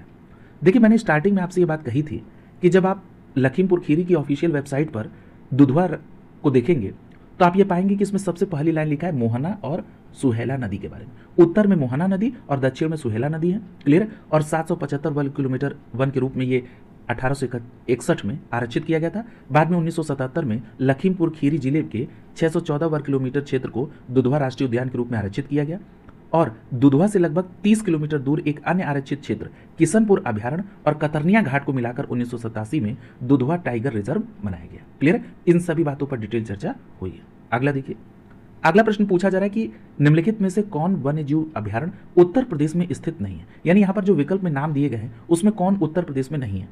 तो देखिए यहां पर किशनपुर आप जान चुके हैं कि लखीमपुर खीरी में है। सुरहा ताल आप जान चुके हैं, इसको जयप्रकाश नारायण पक्षी विहार कहते हैं, बलिया से संबंधित है। कतरनिया घाट भी आप कई बार पढ़ चुके हैं, बहराइच से संबंधित है, 1976 या 1975 भी आप इसको कोरिलेट कर लेंगे। कालेश्वर ये उत्तर प्रदेश में नहीं है। डी विकल्प आपका आंसर हो जाएगा। कालेश्वर उत्तर प्रदेश में नहीं है। और आप देख रहे हैं यहां से लगभग सभी परीक्षाओं में उत्तर प्रदेश लोक सेवा आयोग या अधीनस्थ सेवा चयन आयोग ने प्रश्न पूछा है। देखिए किशनपुर अभयारण्य ये उत्तर प्रदेश के लखीमपुर खीरी में है और किशनपुर दुधवा राष्ट्रीय उद्यान का ही शाखा है और दुधवा टाइगर प्रोजेक्ट के अंतर्गत आता है। इसी तरह से कतरनिया घाट ये भी उत्तर प्रदेश के बहराइच में है और ये जो दुधवा टाइगर रिजर्व है इसी के अंतर्गत ये भी शामिल है। अगला देखिए सुरहा ताल अभयारण्य। ये देखिए सुरहा ताल अभयारण्य कहाँ पर है? बलिया में है और 1991 में एक पक्षी अभयारण्य के रूप में घोषित किया गया था और सुरहा ताल अभयारण्य को जयप्रकाश नारायण पक्षी विहार भी कहा जाता है और यहाँ से साइबेरिया पक्षी जो है वो आते हैं यहाँ पर। अगला करें कि कालेश्वर राष्ट्रीय उद्यान। तो देखिए कालेश्वर राष्ट्रीय उद्यान जो है ये हरियाणा के यमुनानगर जिले में स्थित है और याद रखिएगा कि 8 दिसंबर 2003 को राष्ट्रीय उद्यान इसको घोषित किया गया था। तो ये जो कालेश्वर राष्ट्रीय उद्यान है ये कहाँ पर है? हरियाणा में। ठीक है, अगला देखिए, अगले प्रश्न में पूछा जा रहा है कि उत्तर प्रदेश में पहला गिद्ध संरक्षण केंद्र कहाँ स्थापित किया गया? देखिए अगर हम उत्तर प्रदेश का पहला गिद्ध संरक्षण केंद्र की बात करें तो ये कहाँ पर स्टैब्लिश किया गया? महाराजगंज में। क्लियर है? सी विकल्प आपका आंसर हो जाएगा। उत्तर प्रदेश में पहला जो गिद्ध संरक्षण है वो महाराजगंज में स्टैब्लिश हुआ, तो यहाँ पर आपका सी विकल्प आंसर हो जाएगा। याद रखिएगा उत्तर प्रदेश में नवंबर 2019 में महाराजगंज जिले में प्रदेश का पहला गिद्ध संरक्षण एवं प्रजनन केंद्र स्थापित करने का निर्णय लिया गया और इस केंद्र का जो विकास ये हरियाणा के पिंजौर में स्थित देश के पहले जटायु संरक्षण एवं प्रजनन केंद्र की तर्ज पर किया जाना है। क्लियर? तो ये भी बात स्पष्ट हो गई कि देश का पहला जटायु संरक्षण और प्रजनन केंद्र कहां पर? हरियाणा के पिंजौर में है और उत्तर प्रदेश का पहला गिद्ध संरक्षण और प्रजनन केंद्र कहां पर? महाराजगंज में। क्लियर? तो ये भी बात आपको स्पष्ट रूप से ध्यान में रखनी होगी। अगला देखिए, अगले प्रश्न में आपसे पूछा जा रहा है कि निम्नलिखित पक्षी अभयारण्यों में से कौन उत्तर प्रदेश में नहीं है? अब देखिए इसमें आपने कई ऐसे हैं जिनको आपने देखा है। जैसे अगर हम बात कर लें पटना पक्षी अभयारण्य की, तो देखिए आप ये बात स्पष्ट रूप से जानते हैं कि जो पटना पक्षी अभयारण्य है ये कहां पर है? ये एटा जिले में। कहां पर? उत्तर प्रदेश के एटा में है। क्लियर? यानी ये तो एटा में है और आपसे पूछ क्या रहा है कि जो उत्तर प्रदेश में नहीं है, तो ये तो आपने कह दिया कि एटा में है। जयप्रकाश नारायण पक्षी अभयारण्य, मैंने अभी आपसे कहा था ना कि जो सुरहा ताल है अभयारण्य इसी को जयप्रकाश नारायण पक्षी विहार कहते हैं और ये कहां पर है? बलिया में है। तो ये दोनों है। चित्रागुंडी और उधवा ये दोनों उत्तर प्रदेश में नहीं। ठीक है। तो यहाँ पर तीसरा और चौथा जो है उत्तर प्रदेश से संबंधित नहीं है, तो ये यहाँ पर 3 और 4 जो है आपका आंसर हो जाएगा। देखिए जो चित्रांगुंडी पक्षी अभ्यारण्य है ये तमिलनाडु में है, और वहीं पर जो उधवा है, उधवा का संबंध कहाँ से? झारखंड से। क्लियर? तो ये बात ध्यान में रखिएगा। तो यहाँ पर आपका आंसर क्या हो जाएगा? 3-4, 3-4 यानी डी विकल्प आपका आंसर हो जाएगा। क्लियर? तो याद रखेंगे चित्रांगुंडी अभ्यारण्य ये तमिलनाडु में, और उधवा जो है ये झारखंड में है। पटना पक्षी अभ्यारण्य उत्तर प्रदेश के एटा में, और जयप्रकाश नारायण या सुरहाताल ये बलिया में स्थित है। अगले प्रश्न में आपसे पूछा जा रहा है कि वर्तमान में उत्तर प्रदेश में वन क्षेत्र कितने हैं। अब देखिए पिछले ही प्रश्न में मैंने इसमें डिटेल आपसे कहा था, अब आपको बिल्कुल रट गया होगा कि उत्तर प्रदेश में जो वन और वृक्षावरण का टोटल अगर परसेंटेज देखें तो वो 9.96%, यानी वन और वृक्ष दोनों शामिल है। अगर केवल वन की बात करें तो केवल वन का आंकड़ा है 6.24%, और केवल वृक्षावरण की बात करें तो ये 3.72% है, और इनको अगर जोड़ देंगे आप तो ये कितना हो जाएगा? 9.96% हो जाएगा। क्लियर है? तो ये बात स्पष्ट हो गई। अगर हम यहां पर बात कर लें इस प्रश्न के ऑप्शन की, तो ये तो प्रश्न पहले का पूछा गया है, ये आपको करंट डेटा बताया जा रहा है वन स्थिति रिपोर्ट 2023 के संदर्भ में। क्लियर? तो ये बात आपको ध्यान में रखना है। देखिए अगर हम बात कर लें कि उत्तर प्रदेश में कितने प्रतिशत टोटल हरित क्षेत्र को लाने का लक्ष्य है, तो याद रखिएगा 15%। मैंने अभी आपको ये भी बताया था। और उत्तर प्रदेश सरकार ने 2026-27 तक देश में जो टोटल हरित क्षेत्र बनाने का निर्णय लिया है वो कितना? 15%। क्लियर? तो ये सारी बातें आपको ध्यान में रखनी है। अगला प्रश्न देखिए, पूछा जा रहा है कि उत्तर प्रदेश में वन महोत्सव सप्ताह कब मनाया जाता है। तो याद रखिएगा उत्तर प्रदेश में जो वन महोत्सव सप्ताह मनाया जाता है ये कब मनाया जाता है? 1 जुलाई से 7 जुलाई के बीच में। ठीक है, तो सी विकल्प आपका आंसर हो जाएगा। 1 जुलाई से 7 जुलाई के बीच में उत्तर प्रदेश में वन महोत्सव मनाया जाता है, यानी 1 जुलाई से 7 जुलाई 2025 में अब वन महोत्सव मनाया जाएगा। और इसका उद्देश्य क्या होता है? लोगों को वृक्षारोपण के लिए प्रोत्साहित करना। यहां पर एक बात और ध्यान में रखिएगा, यह भी प्रश्न आपसे पूछा जा सकता है कि उत्तर प्रदेश में जो वन महोत्सव प्रारंभ किया गया वो कब किया गया। तो जो उत्तर प्रदेश में वन महोत्सव प्रारंभ किया गया ये जुलाई 1952 में किया गया। कब किया गया? जुलाई 1952 में किया गया। तो ये बात ध्यान में रखिएगा। अगला प्रश्न पूछ रहा है कि निम्नलिखित में से यहां पर एक सूची दी गई, इसको आपको सुमेलित करना है। एक तरफ पश्चिम बिहार है, दूसरी तरफ वो किस स्थल से संबंधित है ये दिया गया है। सबसे पहला नाम लिखा है नवाबगंज पश्चिम बिहार। नवाबगंज पश्चिम बिहार का मतलब जो शहीद चंद्रशेखर आजाद पश्चिम बिहार है ये प्रदेश का सबसे पुराना पश्चिम बिहार है। कहां से संबंधित है? उन्नाव से। क्लियर? तो उन्नाव से इसको कोरिलेट करेंगे तो एक को आप दूसरे से कोरिलेट करेंगे। ओखला पश्चिम बिहार, मैंने आपसे कहा था ओखला पश्चिम बिहार यानी 1990 में गौतम बुद्ध नगर से संबंधित है। क्लियर? तो देखिए ओखला पश्चिम बिहार गौतम बुद्ध नगर, तो यहां पर आप उसको कहां से कोरिलेट करेंगे? गाजियाबाद से। यहां पर तो इसको कर लीजिए बी को तीसरे से। समसपुर पश्चिम बिहार की बात करें तो देखिए समसपुर पश्चिम बिहार के संदर्भ में मैंने आपसे चर्चा की थी कि रायबरेली से संबंधित है। क्लियर है? 1987 यानी सी को आप कोरिलेट करिए चौथे के साथ। और पार्वती अर्गा के बारे में बात करें तो ये भी 1990 से संबंधित है और गोंडा से संबंधित है, तो डी को पहले के साथ। तो सही कूट क्या बना? 2 3 4 1, और 2 3 4 1 के आधार पर यहां पर बी विकल्प आपका आंसर होगा। 2 3 4 1। क्लियर? तो ये बात ध्यान में रखिएगा, बी विकल्प आपका आंसर होगा। तो देखिए इन सभी के बारे में मैंने चर्चा कर ली है। नवाबगंज पश्चिम बिहार उन्नाव में, इसी को शहीद चंद्रशेखर आजाद पश्चिम बिहार भी कहते हैं। कब स्टैब्लिश हुआ? 1984 में। इसीलिए कहा जाता है कि उत्तर प्रदेश का सबसे पुराना पश्चिम बिहार। ओखला पश्चिम बिहार गाजियाबाद या ओखला पश्चिम बिहार को आप ध्यान में रखेंगे गौतम बुद्ध नगर 1990 में। समसपुर पश्चिम बिहार रायबरेली और पार्वती अर्गा गोंडा। ओखला पश्चिम बिहार देखिए यहां पर लिख भी रहा है कि गौतम बुद्ध नगर से संबंधित है। अगला देखिए पूछ रहा है कि उत्तर प्रदेश में नवाबगंज पश्चिम बिहार। अब आप देख रहे हैं इसी तरह से ये प्रश्न रिपीटेड होते हैं। भाई किसी टॉपिक को अगर आपने 360 डिग्री में पढ़ लिया तो उसमें कहां से अतिरिक्त प्रश्न बनेगा? प्रश्न यहीं से बनना है, और आप अपने एग्जामिनेशन हॉल में इस बात का अनुभव करेंगे कि सीधे प्रश्न यहां से बन रहे हैं। तो इस बात पर देखें कि उत्तर प्रदेश में नवाबगंज पश्चिम बिहार, तो आप तुरंत कह देंगे कि शहीद चंद्रशेखर आजाद पश्चिम बिहार के बारे में बात कर रहा है और ये उन्नाव से संबंधित है, तो आप डी विकल्प टिक करेंगे और आप तुरंत ईयर भी बता देंगे कब से संबंधित है? 1984। और आप ये भी कह देंगे कि ये प्रदेश का सबसे पुराना पश्चिम बिहार है। डी विकल्प आपका आंसर हो जाएगा। अगले प्रश्न देखिए, यहां पर आपको सुमेलित करना है। क्या सुमेलित करना है? कि एक तरफ राज्य है, दूसरे तरफ राष्ट्रीय उद्यान दिए गए हैं। क्लियर है? तो यहां पर देखिए बांदीपुर नाम दिया है, तो बांदीपुर को आप किससे कोरिलेट करेंगे? तो देखिए बांदीपुर को आप कोरिलेट करेंगे कर्नाटक के साथ। किसके साथ कोरिलेट करेंगे? कर्नाटक के साथ कोरिलेट करेंगे बांदीपुर को। तो यहां पर आप डी को पहले के साथ कोरिलेट कर दीजिए। राजाजी राष्ट्रीय उद्यान, तो आप जानते हैं राजाजी राष्ट्रीय उद्यान कहां पर है? तो ये राजाजी राष्ट्रीय उद्यान अब जब 2000 में उत्तर प्रदेश से अलग होकर उत्तराखंड बना तो अब ये उत्तराखंड में चला गया। क्लियर है? तो ये बात ध्यान में रखिएगा, लेकिन आप कोरिलेट करेंगे उस समय का ये प्रश्न है, तो इसको ए को दूसरे के साथ। सिमलीपाल, तो सिमलीपाल कहां पर है? उड़ीसा में। ठीक है, तो सी को आप कोरिलेट कर दीजिए तीसरे के साथ। और मानस ये असम में, तो बी को चौथे के साथ। तो कूट क्या बन रहा है? 2 4 3 1।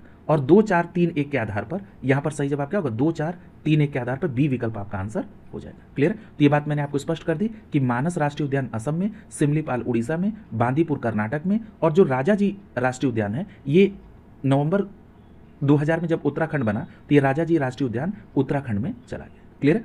अगला प्रश्न देखिए, पूछ रहा है कि निम्नलिखित में से कौन सा सही सुमेलित नहीं है। सबसे पहला क्या दिया है, सबसे पहला लिख रहा है कि गंगा डॉल्फिन सेंचुरी जो है ये संत कबीर नगर से संबंधित है। तो देखिए याद रखिएगा, ये जो गंगा डॉल्फिन सेंचुरी है, अगर हम बात करें कि क्या ये सही है तो ये सही सुमेलित नहीं है। याद रखिएगा, जो गंगा डॉल्फिन सेंचुरी है ये भागलपुर से संबंधित है। कहां पर? भागलपुर। ये गलत है, इसमें सही होगा भागलपुर। अगर आपको याद हो तो मैंने करंट में इसका जिक्र भी आपसे किया है, करंट की जो सीरीज चल रही थी उसमें इसको जिक्र मैंने किया है, गंगा डॉल्फिन सेंचुरी भागलपुर में। तो यहाँ पर ए विकल्प आपका आंसर हो जाएगा, ये सही सुमेलित नहीं है। वहीं पर भारतीय पशु अनुसंधान संस्थान बरेली, इज्जत नगर बरेली, बिल्कुल सही है। पक्षी सेंचुरी तो देखिए भरतपुर में, ये भी सही है। और राष्ट्रीय डेयरी अनुसंधान संस्थान करनाल, ये भी सही है। तो यहाँ पर ए विकल्प आपका आंसर हो जाएगा। याद रखेंगे, गंगा डॉल्फिन सेंचुरी ये भागलपुर में, भारतीय पशु अनुसंधान संस्थान इज्जत नगर बरेली, पक्षी सेंचुरी भरतपुर, और राष्ट्रीय डेयरी अनुसंधान संस्थान करनाल में। अगले प्रश्न में पूछा जा रहा है कि उत्तर प्रदेश में एक बब्बर शेर सफारी स्थापित की गई। बब्बर शेर सफारी ये पूछ रहा है कि कहां पर। तो देखिए बब्बर शेर सफारी के बारे में अगर हम बात कर लें तो ये इटावा से संबंधित है। कहां से? इटावा से संबंधित है। बी विकल्प आपका आंसर हो जाएगा। इसके संदर्भ में अभी पूर्व में भी चर्चा आपसे की गई है। क्लियर? अब जैसे देखिए बब्बर शेर पूछ दिया, ठीक है, लॉयन सफारी आपसे पूछ दिया, तो आपसे पूछ सकता है प्रोजेक्ट एलिफेंट के तहत। ठीक है, तो अब जरा इसको भी यही कोरिलेट कराते हैं।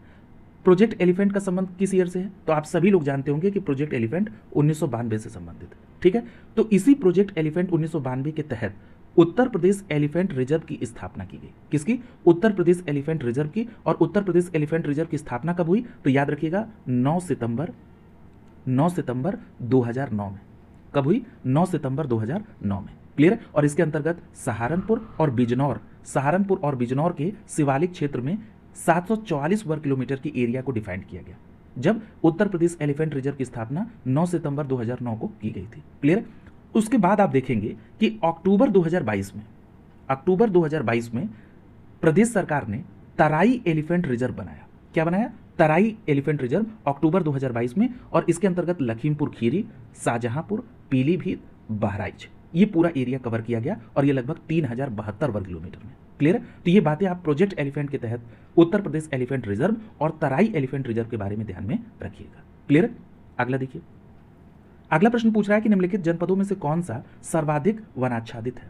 देखिए अगर हम सबसे ज्यादा वनाच्छादित की बात कर लें कि सबसे ज्यादा वनाच्छादित कौन है, तो इसके संदर्भ में आपसे चर्चा हो चुकी है। आपका सही जवाब क्या होगा? सबसे ज्यादा वनाच्छादित कौन है? तो याद रखिएगा सबसे ज्यादा वनाच्छादित है सोनभद्र। क्लियर? और मैंने आपसे डिटेल चर्चा आपसे की है कि इसमें प्रतिशत और क्षेत्रफल इन दोनों आधार पर सोनभद्र यहां पर सर्वाधिक है। तो यहां पर आपका बी विकल्प आंसर हो जाएगा। क्लियर? यहां पर क्या होगा? बी विकल्प आंसर होगा। देखिए अभी हमने आपसे पिछले एक प्रश्न में चर्चा के दौरान आपसे बताया था कि जो वन स्थिति रिपोर्ट 2023 आई है उसमें मैंने आपको 2 तथ्य बताए थे। एक बताया था कि क्षेत्रफल के आधार पर वन आवरण में अगर हम शीर्ष जनपद की बात कर लें, जिलों की बात कर लें, तो उसमें मैंने आपसे कहा था कि नंबर 1 पे कौन है? सोनभद्र, ये नंबर 1 पर है। क्लियर? फिर मैंने आपसे कहा था कि क्षेत्रफल के आधार पर अगर आप देखेंगे तो दूसरे नंबर पर कौन आ जाएगा? लखीमपुर खीरी। दूसरे पर कौन आ जाएगा? लखीमपुर खीरी। ठीक है, ये क्षेत्रफल की बात कर रहे हैं। और तीसरे स्थान पर कौन आ जाएगा? मिर्जापुर। ठीक है, ये वन स्थिति रिपोर्ट 2023 के अकॉर्डिंग क्षेत्रफल में ये टॉप 3 है, सोनभद्र, लखीमपुर खीरी और मिर्जापुर। अगर हम यही डेटा सर्वाधिक प्रतिशत के आधार पर बात करें तो भी सोनभद्र नंबर 1 पर है। ठीक है, और प्रतिशत में दूसरे नंबर पर चंदौली आ जाता है। कौन आ जाता है? चंदौली। और इसमें तीसरे स्थान पर आता है श्रावस्ती। ठीक है, इस पे बात हो चुकी है। ठीक है, अगले प्रश्न पे चलिए। अगला प्रश्न कर रहा है कि सुरहा ताल पश्चिम बिहार कहां पर अवस्थित है। तब आप इसको आसानी से कर लेंगे। सुरहा ताल पश्चिम बिहार कहां पर है? बलिया में है। डी विकल्प सही हो जाएगा। और मैंने कहा था कि जयप्रकाश नारायण पश्चिम बिहार भी इसको कहते हैं, तो यहां पर डी विकल्प होगा। और एक प्रश्न के दौरान आपसे यह प्रश्न भी पूछा गया था कि कहां पर साइबेरिया या ठंडे प्रदेशों से यहां पर पक्षी आते हैं, तो वो कौन सा है? सुरहा ताल। ठीक है, तो याद रखेंगे बलिया में है ये। डी विकल्प आपका आंसर हो जाएगा। अगला प्रश्न देखिए, तो सुरहा ताल पश्चिम बिहार बलिया में है, ये आपने देख लिया। याद रखिएगा सुरहा ताल या सुरहा गंगा, ये सुरहा जो है ये गंगा और सरयू के दोआब में स्थित है और ये एक गोखुर झील का एग्जाम्पल भी है जो कि गंगा नदी के द्वारा निर्मित है। और प्रवासी पक्षियों के लिए स्थान भी माना जाता है। अगर हम इसकी स्थापना की बात कर लें तो स्थापना 1991 में, और कितने वर्ग किलोमीटर में फैला है तो याद रखेंगे 34.13 वर्ग किलोमीटर में फैला है। और ये भी बात ध्यान में रखिएगा कि इसी सुरहाताल पक्षी विहार को जयप्रकाश नारायण पक्षी विहार भी कहते हैं। क्लियर। अगला प्रश्न पूछा जा रहा है कि निम्नलिखित में से कौन सा पक्षी अभ्यारण्य उत्तर प्रदेश में स्थित है। देखिए अगर हम बात करें उत्तर प्रदेश में इसमें कौन सा पक्षी अभ्यारण्य है, तो देखिए आप पढ़ चुके हैं। यहां पर आपका सही जवाब क्या होगा, तो यहां पर आप देख रहे हैं कि आपका सही जवाब हो जाएगा विकल्प ए। क्यों, क्योंकि समसपुर पक्षी विहार कहां पर है, ये आपके रायबरेली में। कहां पर, समसपुर पक्षी विहार कहां पर है, रायबरेली। आप पढ़ चुके हैं इसको। और अगर आपसे मैं ये बात रिकॉल करा दूं कि जो समसपुर पक्षी अभ्यारण्य रायबरेली में है, इसको स्टैब्लिश कब किया गया, तो आप कह देंगे 1987 में। ठीक है, तो यहां पर आपका ए विकल्प आंसर हो जाएगा। ठीक है, ए विकल्प आपका आंसर हो जाएगा। और ये देखिए अभी ये यूपी SSS और अन्य परीक्षाओं में भी ये प्रश्न आपसे पूछा गया है। क्लियर है, तो ये बात स्पष्ट हो गया कि समसपुर कहाँ, उत्तर प्रदेश के, एग्जैक्ट बताइए, उत्तर प्रदेश के रायबरेली में। ठीक है, 1987। अगला कह रहा है कि वेदांतगल पक्षी अभ्यारण्य तमिलनाडु में है, घाट प्रभा पक्षी अभ्यारण्य कर्नाटक में है, जायकवाड़ी पक्षी अभ्यारण्य महाराष्ट्र में है, और चंद्र प्रभा वन्यजीव अभ्यारण्य कहाँ पर है, चंदौली में है। कहाँ पर है, चंदौली में। क्लियर है, तो ये भी बात ध्यान में रखेंगे। और चंद्रप्रभा के बारे में मैंने आपसे क्या कहा था कि उत्तर प्रदेश का सबसे पुराना वन्यजीव विहार है। क्लियर है, कब स्टैब्लिश हुआ था, 1957 में। कब, 1957 में। ठीक है, तो ये सारी बातें आपको ध्यान में रखनी होंगी। अगला देखिए, अगले प्रश्न में पूछ रहा है कि भारत के किस राज्य में स्थित है। अब देखिए यहां पर प्रश्न का एक हिस्सा जो है वो अधूरा लिखा गया है। क्लियर, पूछ रहा है कि भारत के किस राज्य में स्थित है, तो भाई कौन सी चीज किस राज्य में स्थित है। ठीक है, तो ये प्रश्न जो है ये अधूरा है। तो इसमें मैं आपसे एक प्रश्न क्रिएट कर रहा हूं, जरा इसको कोरिलेट करिए। अगर मैं आपसे ये प्रश्न पूछ लूं कि चिड़ियाघर के बारे में, कि उत्तर प्रदेश में कितने बड़े चिड़ियाघर घोषित हैं, तो याद रखेंगे बड़े चिड़ियाघर जो घोषित है वो 3 है। ठीक है, लार्ज, और 4 लघु चिड़ियाघर घोषित है। ठीक है, अब जरा यहां से भी प्रश्न बनता है। अगर हम सबसे पहले बात कर लें 3 बड़े चिड़ियाघर की, तो इसमें सबसे पहला आपको ध्यान में रखना है नवाब वाजिद अली शाह प्राणी उद्यान। अगर आपसे यही प्रश्न पूछ ले कि नवाब वाजिद अली प्राणी उद्यान कहां पर है, तब आपका जवाब क्या होगा, लखनऊ में। कहां पर है, लखनऊ में। ठीक, दूसरा याद रखना है कानपुर प्राणी उद्यान, तो ये कहां पर है, कानपुर में। क्लियर। और तीसरा याद रखिएगा शहीद अशफाक उल्लाह प्राणी उद्यान। और अगर आपसे पूछा जाए कि शहीद अशफाक उल्लाह प्राणी उद्यान कहां पर है, तब आपका जवाब होगा गोरखपुर में। कहां पर, गोरखपुर में।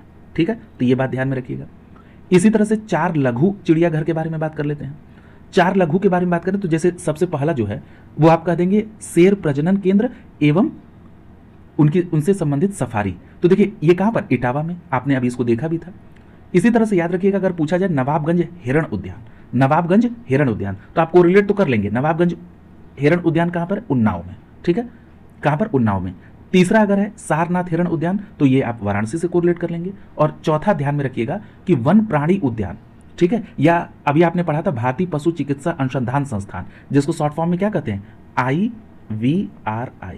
ठीक, भारतीय पशु चिकित्सा अनुसंधान संस्थान या वन प्राणी उद्यान, ये कहां पर है, इज्जतनगर बरेली में। क्लियर, तो ये बातें आप इसमें ध्यान में रखेंगे। अब चूंकि इसमें प्रश्न अधूरा था तो इस अधूरे को कुछ अतिरिक्त समझ के साथ कोरिलेट करा दें। जैसे अब हम अगर लखनऊ की ही बात कर लें, लखनऊ की अभी बात हुई थी कि नवाब वाजिद अली शाह प्राणी उद्यान लखनऊ में है। इसी तरह अगर आपसे पूछ लिया जाए कि नाइट सफारी या पार्क या प्राणी उद्यान कहां पर, तो याद रखेंगे नाइट सफारी एक प्रस्तावित है कहां पर, लखनऊ में, और ग्रेटर नोएडा में भी नाइट सफारी। ठीक है, तो लखनऊ के कुकरैल में नाइट सफारी और एक कहां पर प्रस्तावित है, ग्रेटर नोएडा में भी। क्लियर। इसी तरह याद रखिएगा अगर आपसे पूछा जाए कि व्हाइट टाइगर सफारी कहां पर प्रस्तावित है, तो याद रखेंगे व्हाइट टाइगर सफारी प्रयागराज में प्रस्तावित है। कहां पर, प्रयागराज में प्रस्तावित है। ठीक, तो ये भी बात ध्यान में रखिएगा। इसी तरह अगर हम आपसे बात कर लें कछुआ वन्यजीव विहार की, ठीक है, अब देखिए इसी से कोरिलेट करते हैं जो आप पढ़ चुके हैं उससे क्या क्या संभावित है। कछुआ वन्यजीव विहार, तो देखिए कछुआ वन्यजीव विहार 2009 में वाराणसी में, उसके बाद 2020 में एक अधिसूचना जारी की गई, कहा गया कि प्रयागराज, मिर्जापुर और भदोही। कौन कौन, प्रयागराज, मिर्जापुर और भदोही। प्रयागराज, मिर्जापुर और भदोही जिलों में विस्तारित गंगा नदी के किनारे कछुआ वन्यजीव विहार के रूप में स्थापित किया जाएगा। इसकी अधिसूचना जारी कब हुई, 2020 में। क्लियर, तो ये भी बात आपको ध्यान में रखना होगा। ठीक है, अगला देखिए, अगले प्रश्न में आपसे पूछा जा रहा है कि उत्तर प्रदेश वन निगम कब स्थापित किया गया। तो ध्यान रखिएगा कि उत्तर प्रदेश में जो वन निगम स्थापित किया गया था, ये कब स्थापित किया गया था? तो यहां पर आपका सही जवाब होगा विकल्प ए, 25 नवंबर 1974 को। कब किया गया था? 25 नवंबर 1974 को उत्तर प्रदेश वन निगम की स्थापना की गई, 25 नवंबर 1974 को। क्लियर? तो ये बात स्पष्ट हो गई, ए विकल्प आपका आंसर हो गया। देखिए, इसमें एक बात ध्यान में रखिएगा कि उत्तर प्रदेश में वनों को और प्रभावशाली बनाने के लिए और इसमें और उत्थान करने के लिए उत्तर प्रदेश वन निगम अधिनियम 1974 के तहत 25 नवंबर 1974 को उत्तर प्रदेश वन निगम की स्थापना की गई और इसका मुख्यालय कहां पर है? लखनऊ में। क्लियर? तो ये बात आपको ध्यान में रखना है। यहां पर एक बात और ध्यान रखिएगा, अगर ये प्रश्न बना तो ये भी बन सकता है कि उत्तर प्रदेश की पहली वन नीति, तो याद रखेंगे उत्तर प्रदेश की पहली वन नीति 1952 में, उत्तर प्रदेश की पहली वन नीति 1952 में। क्लियर? और जो उत्तर प्रदेश की दूसरी वन नीति आई ये 1998 में। ठीक है? और ये जो उत्तर प्रदेश की दूसरी वन नीति 1998 में आई, ये किससे? तो देखिए, एक राष्ट्रीय वन नीति थी 1988, राष्ट्रीय वन नीति 1988। इसी राष्ट्रीय वन नीति 1988 के तहत ये उत्तर प्रदेश में दूसरी वन नीति 1998 में आई। और याद रखिएगा, ये जो राष्ट्रीय वन नीति 1988 है, ये इसलिए महत्वपूर्ण है कि इसी राष्ट्रीय वन नीति 1988 के अनुसार ही किसी भी भौगोलिक क्षेत्र में 33.33% भूभाग पर वन होना आवश्यक है। क्लियर? तो राष्ट्रीय वन नीति 1988 के तहत किसी भी भौगोलिक भूभाग पर 33.33% भूभाग पर वन होना आवश्यक है। तो ये बात ध्यान में रखिएगा। क्लियर? इसी तरह एक बात मैं और आपसे कोरिलेट कर दूं कि देखिए, अगर आपसे ये प्रश्न पूछ लिया जाए कि वन तथा वन्य प्राणी जो है ये किस विषय के अंतर्गत आता है, वन तथा वन्य प्राणी, तो याद रखेंगे ये संवर्ती सूची में आता है। इसमें संवर्ती सूची में आता है वन तथा वन्य प्राणी। याद रखिएगा, इसे 42वें संविधान संशोधन 1972 के तहत इसमें शामिल किया गया। अभी आपने ये पढ़ लिया है कि उत्तर प्रदेश में वन महोत्सव 1 जुलाई से 7 जुलाई के बीच में मनाया जाता है। क्लियर?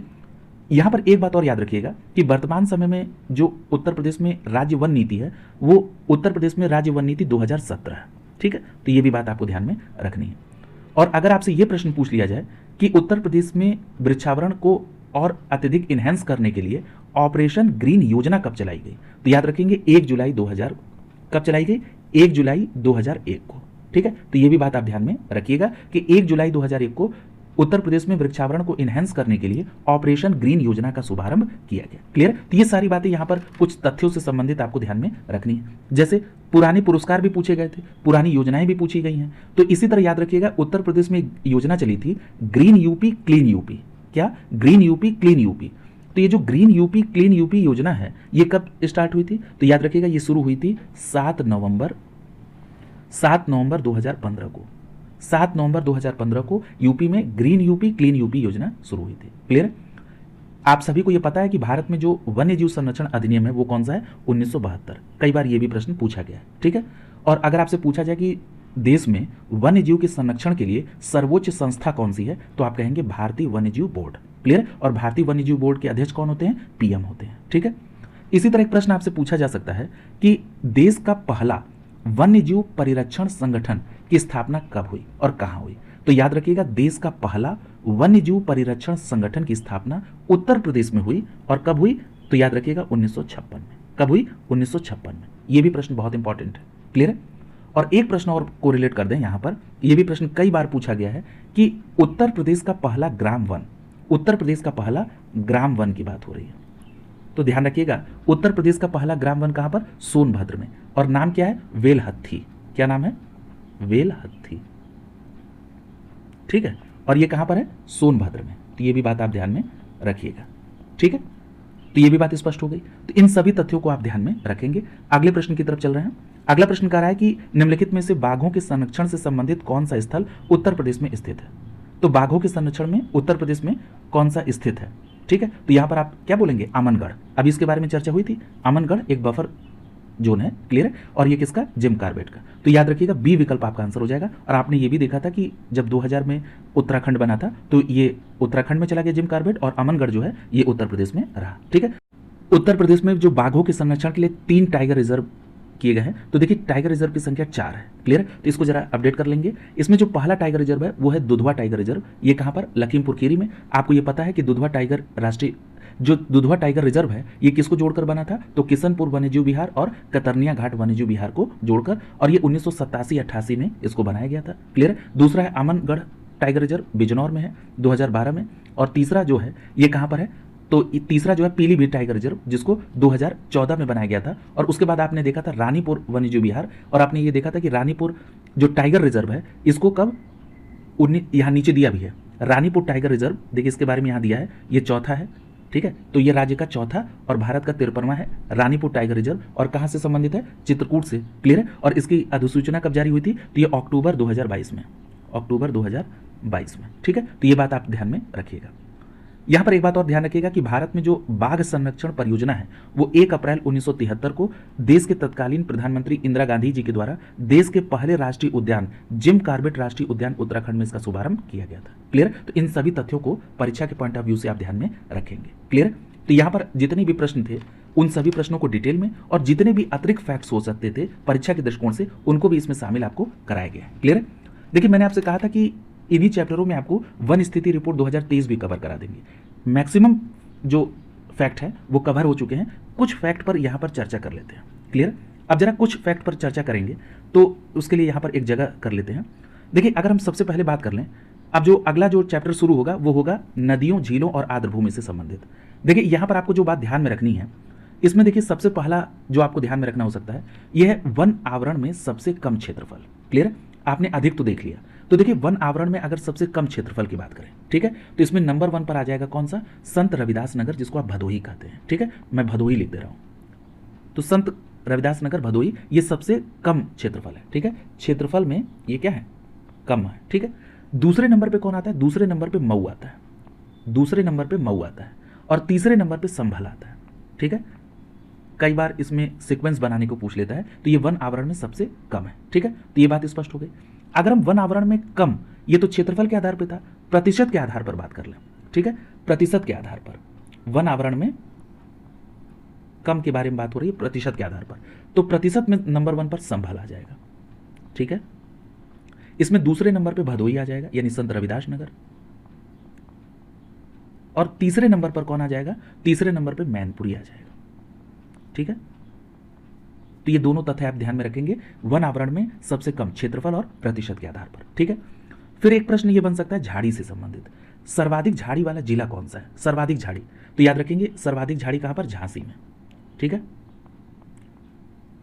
झ से झाड़ी और झ से झांसी, क्लियर। नंबर 1 पर सर्वाधिक झाड़ी के मामले में दूसरे नंबर पे आगरा आता है, ठीक है, दूसरे नंबर पे आगरा, और तीसरे नंबर पर आता है महोबा, तीसरे नंबर पे महोबा आता है, क्लियर। तो ये बातें आपको ध्यान में रखना है। अगर आपसे ये प्रश्न पूछ लिए कि टोटल कुल झाड़ी कितनी है, यानी वन स्थिति रिपोर्ट 2023 में उत्तर प्रदेश में कुल झाड़ी कितनी बताई गई, तब आपका जवाब होगा 639.51, 639.51, क्लियर। तो ये भी बात ध्यान में रखिएगा। तो सबसे ज्यादा झाड़ी तो आपने देख ली झांसी, दूसरे पर आगरा, तीसरे पर महोबा, लेकिन अगर हम आपसे ये प्रश्न पूछ दें कि सबसे कम झाड़ी, तब आप बताएंगे सबसे कम झाड़ी जो है अमेठी में, कहां पर, अमेठी में, सबसे कम झाड़ी अमेठी में, ठीक है। तो ये बातें आप ध्यान में रखेंगे। अब देखिए झांसी की बात हुई है, तो झांसी के संदर्भ में एक तथ्य और आपको ध्यान में रखना है, जो वन आवरण में वृद्धि वाले जिलों की बात अगर कर लें, यानी किसने सबसे अधिक वृद्धि की वन आवरण में, तो वन आवरण में जो सबसे अधिक वृद्धि दर्ज की वो झांसी ने की थी, ठीक है, किसने की थी, झांसी ने की थी सबसे ज्यादा वृद्धि, ठीक है। तो ये बात ध्यान में रखेंगे। और सबसे कम वृद्धि के बारे में बात करें तो लखीमपुर खीरी ने की थी, क्लियर है। सबसे अधिक वृद्धि, सबसे अधिक वृद्धि, ठीक है। तो ये बात ध्यान में रखेंगे, सबसे कम लखीमपुर खीरी। यहां पर अब एक बात और ध्यान रखिए, कुछ प्रश्न इस तरह से भी पूछे जाते हैं जैसे अत्यधिक सघन वन। अगर हम कैटेगरी की बात कर लें तो देखिए अत्यधिक सघन वन के बारे में अगर हम बात करें, जिसको आप शॉर्ट फॉर्म में क्या कहते हैं, वीडीएफ, क्लियर है। अत्यधिक सघन वन यानी वीडीएफ के बारे में बात हो रही है, ठीक है। तो अत्यधिक सघन वन याद रखिएगा, उत्तर प्रदेश में 21 जिले ऐसे हैं जहां पर अत्यधिक सघन वन पाए जाते हैं। अगर हम इसके प्रतिशत की बात कर लें तो इसका प्रतिशत कितना है, 1.12%, ठीक है, 1.12%, क्लियर। दूसरी बात, अगर हम इसी को वर्ग किलोमीटर में आपसे चर्चा कर लें तो यह होता है 2688 वर्ग किलोमीटर, 2688, क्लियर। तो यह बात ध्यान में रखिएगा। अगर आपसे यह प्रश्न पूछते कि सबसे अधिक जो सघन वन है यानी वीडीएफ, उसमें सबसे अधिक कहां पर अत्यधिक सघन वन है, किस जिले में सबसे ज्यादा सघन अत्यधिक सघन वन पाए जाते हैं, तब आपका जवाब होगा लखीमपुर खीरी। यानी सबसे ज्यादा अगर सघन वन पाए जाने वाला जिला है तो वो कौन है, लखीमपुर खीरी, क्लियर है। तो ये भी प्रश्न पूछा जा सकता है कि सबसे कम सघन वन कहां पाए जाते हैं, तो याद रखेंगे कुशीनगर में, कहां पर, कुशीनगर में, क्लियर? तो ये भी बात आपको ध्यान में रखनी। तो ये अत्यधिक सघन वन की बारे में बात हो गई। इसी तरह से दूसरी कैटेगरी होती है किसकी? सामान्य वन की, जिसको आप कहते हैं एमडीएफ। अब इस एमडीएफ का प्रतिशत कितना है उत्तर प्रदेश में? तो ये है 1.16 नहीं 1.66। एमडीएफ का कितना है? बिल्कुल एग्जैक्ट डेटा है, कोई कंफ्यूजन नहीं रखना है। सामान्य जो सघन वन है उसका कितना है? 1.66%। क्लियर है? अगर हम बात कर लें कि ये कितने वर्ग किलोमीटर में आएगा, तो ये 4001 वर्ग किलोमीटर में आएगा। क्लियर है? और अगर आपसे ये प्रश्न पूछ लिया जाए कि सबसे ज्यादा सघन जो सामान्य सघन वन है वो कहां पर, तो सोनभद्र में। यानी सबसे ज्यादा सामान्य सघन वन कहां पर? सोनभद्र में। ठीक है, कहां पर? सोनभद्र में। और अगर आपसे ये प्रश्न पूछ ले कि सामान्य सघन वन सबसे कम कहां पर है, तो याद रखेंगे सबसे कम है कहां पर? बलिया में। ठीक है, कहां पर? बलिया में। तो ये भी तथ्य स्पष्ट हो गया। तीसरी कैटेगरी होती है खुले वन की। किसकी? खुले वन की, जिसको ओएफ कहते हैं। ठीक है, खुले वन का अगर हम प्रतिशत बात कर लें तो ये होता है 3.46%। ठीक है, 3.46। और अगर वर्ग किलोमीटर में बात करें तो 8355। ठीक है, ये बात स्पष्ट हो गई। खुले वन सबसे ज्यादा कहां पाए जाते हैं? तो याद रखेंगे खुले वन अगर हम सबसे ज्यादा बात कर लें तो वो पाए जाते हैं सोनभद्र में। कहां पाए जाते हैं? सोनभद्र में सबसे ज्यादा खुले वन पाए जाते हैं। ठीक है, अगर हम इस बात पर बात कर लें कि सबसे कम खुले वन कहां पाए जाते हैं, सबसे कम, ये तो सबसे ज्यादा हो गया। सबसे कम खुले वन कहां पर? तो भदोही में। कहां पर? भदोही में। क्लियर? तो ये बात आपको ध्यान में रखनी है। इतनी कैटेगरी बस आपको ये ध्यान में रखना है, इसके अतिरिक्त कोई बात नहीं। यहां पर एक तथ्य और ध्यान रखिएगा कि जो मैंने अभी आपको सामान्य सघन वन बताया था एमडीएफ, सामान्य सघन वन एमडीएफ के बारे में, याद रखिएगा सिर्फ कन्नौज जिले में सामान्य सघन वन नहीं है। क्लियर? यानी कन्नौज जिला एक ऐसा है जहां पर सामान्य सघन वन नहीं है। क्लियर? बाकी और जगह। क्लियर? तो ये भी बात आपको ध्यान में कन्नौज के संदर्भ में ध्यान में रखना है। तो इतनी बातों को आप परीक्षा के पॉइंट ऑफ व्यू से इस चैप्टर के अंतर्गत ध्यान में रखेंगे। ये पूरा होलिस्टिक अप्रोच है किसी भी सब्जेक्ट को, किसी भी विषय के किसी भी अध्याय या टॉपिक को पढ़ने का। क्लियर? और इसी तरह से ये पूरी सीरीज कंप्लीट कराई जाएगी। क्लियर? और लास्ट में आप लोगों का बार बार ये डिमांड आ रहा है कि इसका एक मास्टर वीडियो बना दीजिए। पहले 1 बाय 1 चैप्टर वाइज जाने दीजिए, लास्ट में इस सभी का मिलाकर एक मास्टर वीडियो आपको रिवीजन के पॉइंट ऑफ व्यू से दिया जाएगा। क्लियर? आप अपनी तैयारी को सतत जारी रखें। शुभकामनाओं के साथ आप सभी का बहुत बहुत धन्यवाद।